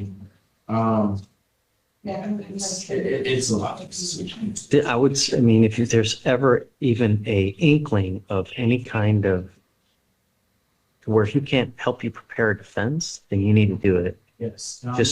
I'm concerned about immigration consequences, given that he's also from an African country. I can't confirm whether or not that's part of whatever's going on. So I guess let's do this. Let's set it for a 30-day comp eval. In the interim, set him up with, at the MAC, someone that he can speak to about immigration. That way we can kill two birds with one stone within the next 30 days. Because I don't want to come back and then it's at 220 days and now we got to do another thing. You know, so set it for a comp. We do 30 days. We're going to order him to show up. He also, within that time, I set him up for eval. Yes. You know, if you need money for an interpreter, just come to me and I'm happy to give you money. That way you can have an interpreter if the MAC doesn't have someone that can interpret in that dialect or whatnot. Okay? Yeah, just file it and then I'll sign it for you. Okay. Yeah. Thank you. Okay. Ms. Justina, do you want to talk to her again? That way you guys can discuss what's going to happen? So, Mr. Johnson? No, with Mr. Soleimani?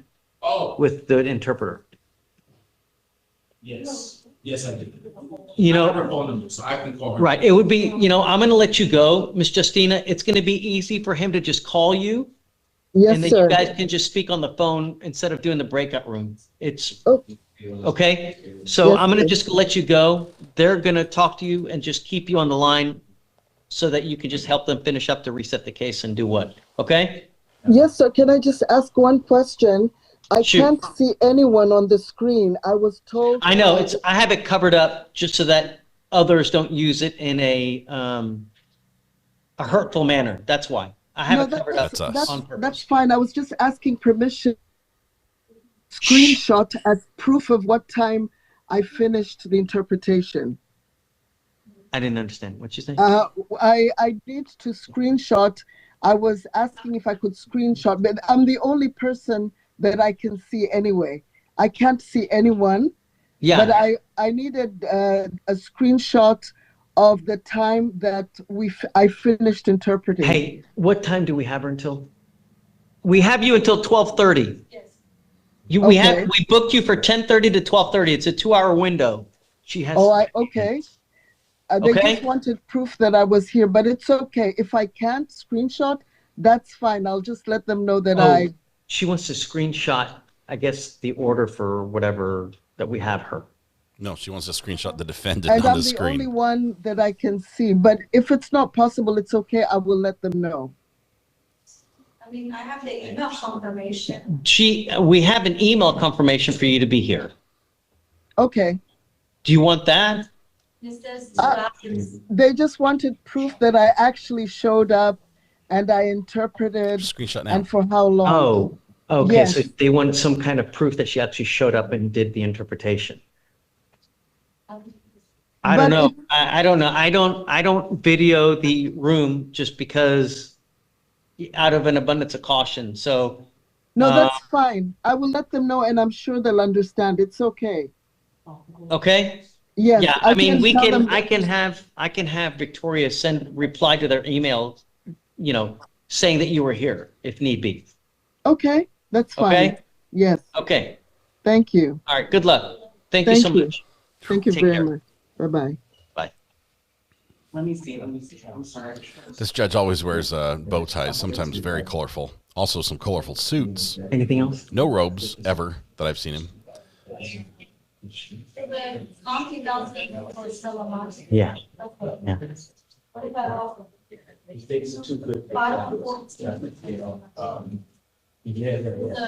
discovery hearing? Oh, hey, what about Johnson? Your Honor, we brought the victim witness here and we stayed together evening. I don't know if they're still interviewing or not, but the state just asked me to give them up to me. Well, we were set for a 10-day discovery hearing because they were missing evidence. Yeah, so I have not received any notice. Is there any evidence that's here or what are you missing? Not sure, Judge. I pulled it up now. I think my son's good. Yeah, just talking with Chief Six. Is that the last thing?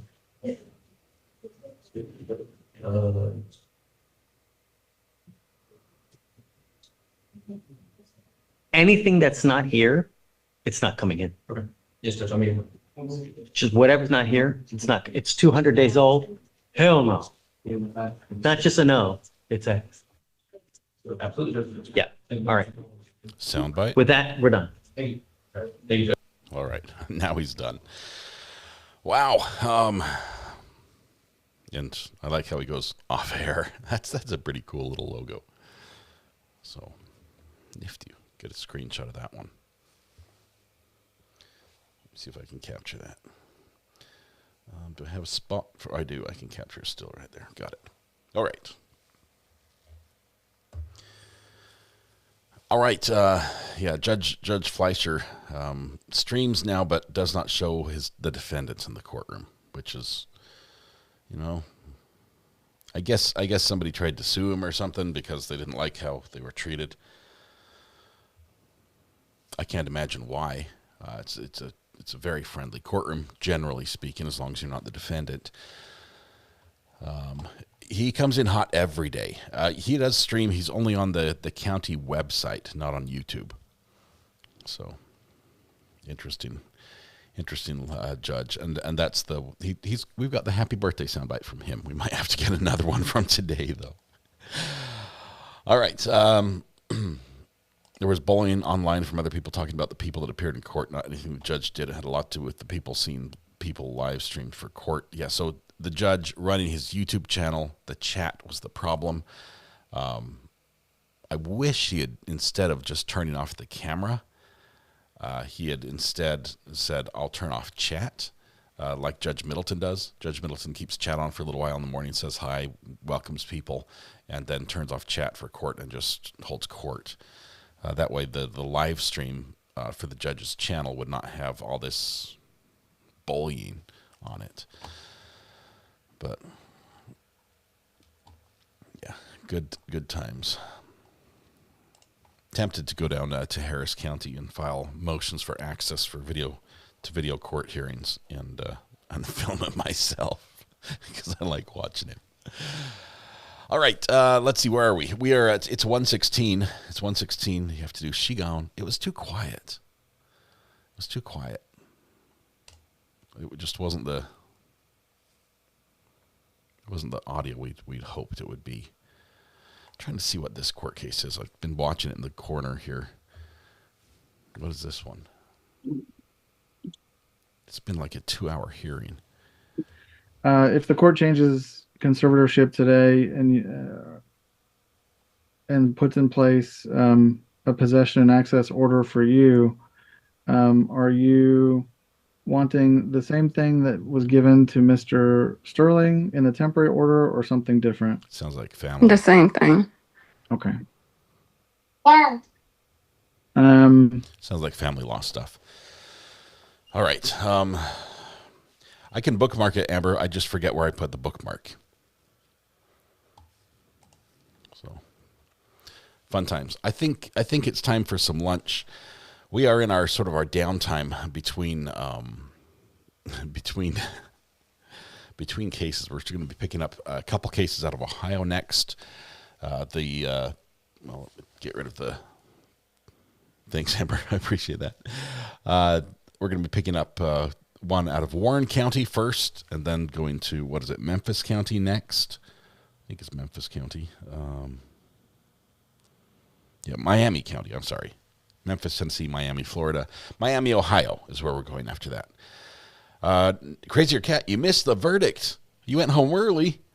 There was a verdict last night. You have to watch at the end of the live stream last night. A verdict came in. And we are done with the grist trial. Julio Fulio, anyone know about this case? I know Trial TV Live is covering that one. I think Court TV has the feed. We are not. We're not going to cover that one. It probably is going to have a fair amount of copyright strikeable material in it as far as music and things like that. And just, I don't want to fight that fight. Julio Fulio. Well, with crazy hair like that, I can mispronounce his name at least, right? Isn't he the one that has the hair that like shoots out to the sides in the dreadlocks? That's some wild hair. Let's see. The trial live stream got pulled today.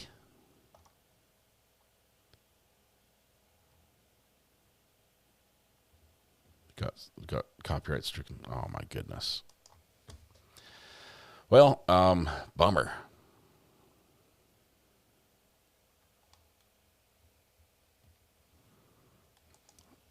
Feel bad for him, but either music or pew pew showed on camera. Either one. They're just. I'm worried about it myself. I'm looking at some of the things that are happening on YouTube. I'm really concerned. There's a whole bunch of people in the LawTube or LawTube adjacent community that have been demonetized by YouTube. Like their channel was demonetized, not just a specific live stream that might have had content that YouTube felt was not sufficient. But yeah, there's a lot of that. There's a lot of that out there, and I'm concerned. So I'm trying to be very careful in the cases we do select and follow until we can get some clarification or get some things put in place with YouTube to make sure there's no problems. Anyway, yes, larger channels do have a dedicated person that they can actually talk to. Smaller channels under the 100,000 mark don't have that.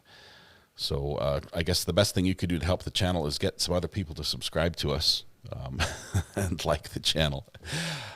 We are at 70,790 subscribers right now. We just need, 29,210 more, and we'll be good. So just if all of y'all bring a few friends, then we're going to be set. Maybe we can get the problem fixed. Let's see. Can do it by the end. Yeah, Greeners. Why not? Why not? Why wait till the end of the day, right? Why not just make it happen now? All right.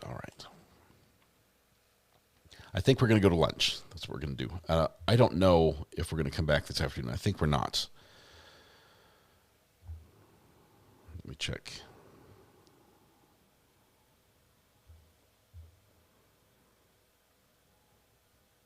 I think we're not. We had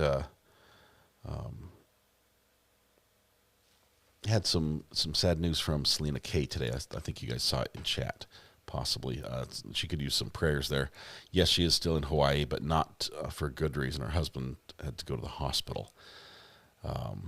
So hubby in the hospital, and that's not good, in ICU. So please be thinking of her at this time. That would be great. And it's not the way you want to end your vacation there. She was having so much fun. She was ready to come home too. They were like at the airport. Joe Sherlock, thanks for the gift. It looks like a clapping seal. It just came in our way. Thank you. The wind up clapping seal.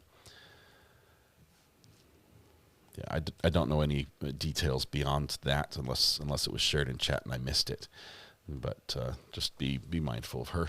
Hope everything's going well for them. So that's it. We have tomorrow we have the podcast. We also have a little bit more court hopping. It's Thursday. Probably going to go to Judge Simpson's court tomorrow. Maybe Judge Boyd's. Possibly Thurston. As we get prepared. Thank you, Kim, for the 6-7.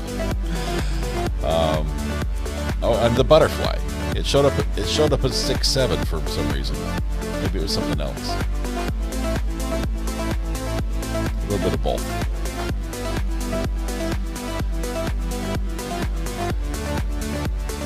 Yeah, I don't know what the issue is. Just keep her in mind. All right, tonight when you go home, please hug the people you love, smile at someone, make their day just a little bit better. Please stay safe till we go live again. It's going to be tomorrow morning. We're going to try to fill a little bit of time before we pick up a case on Monday, which should take us almost to the start of another case the following Monday, which is going to be both of them in Ohio, and they're going to be good ones. So please join us for that. Caleb Flynn is the second one. And the first one is a couple co-defendants. It sounds like some felonious assault and maybe some other charges. So y'all, thank you very much. Kim, thank you for all the jewels. Oh, my goodness. Thank you, Kim. Good night, clever name. Appreciate you. Thank you. You guys be good to each other. You're the best. We'll see you tomorrow.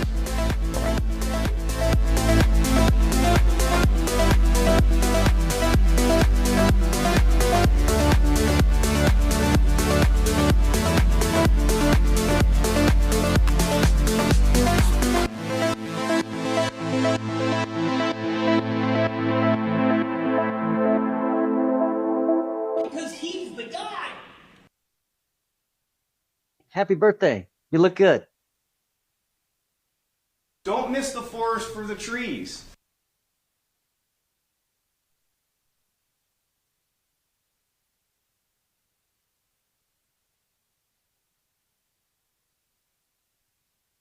Hello.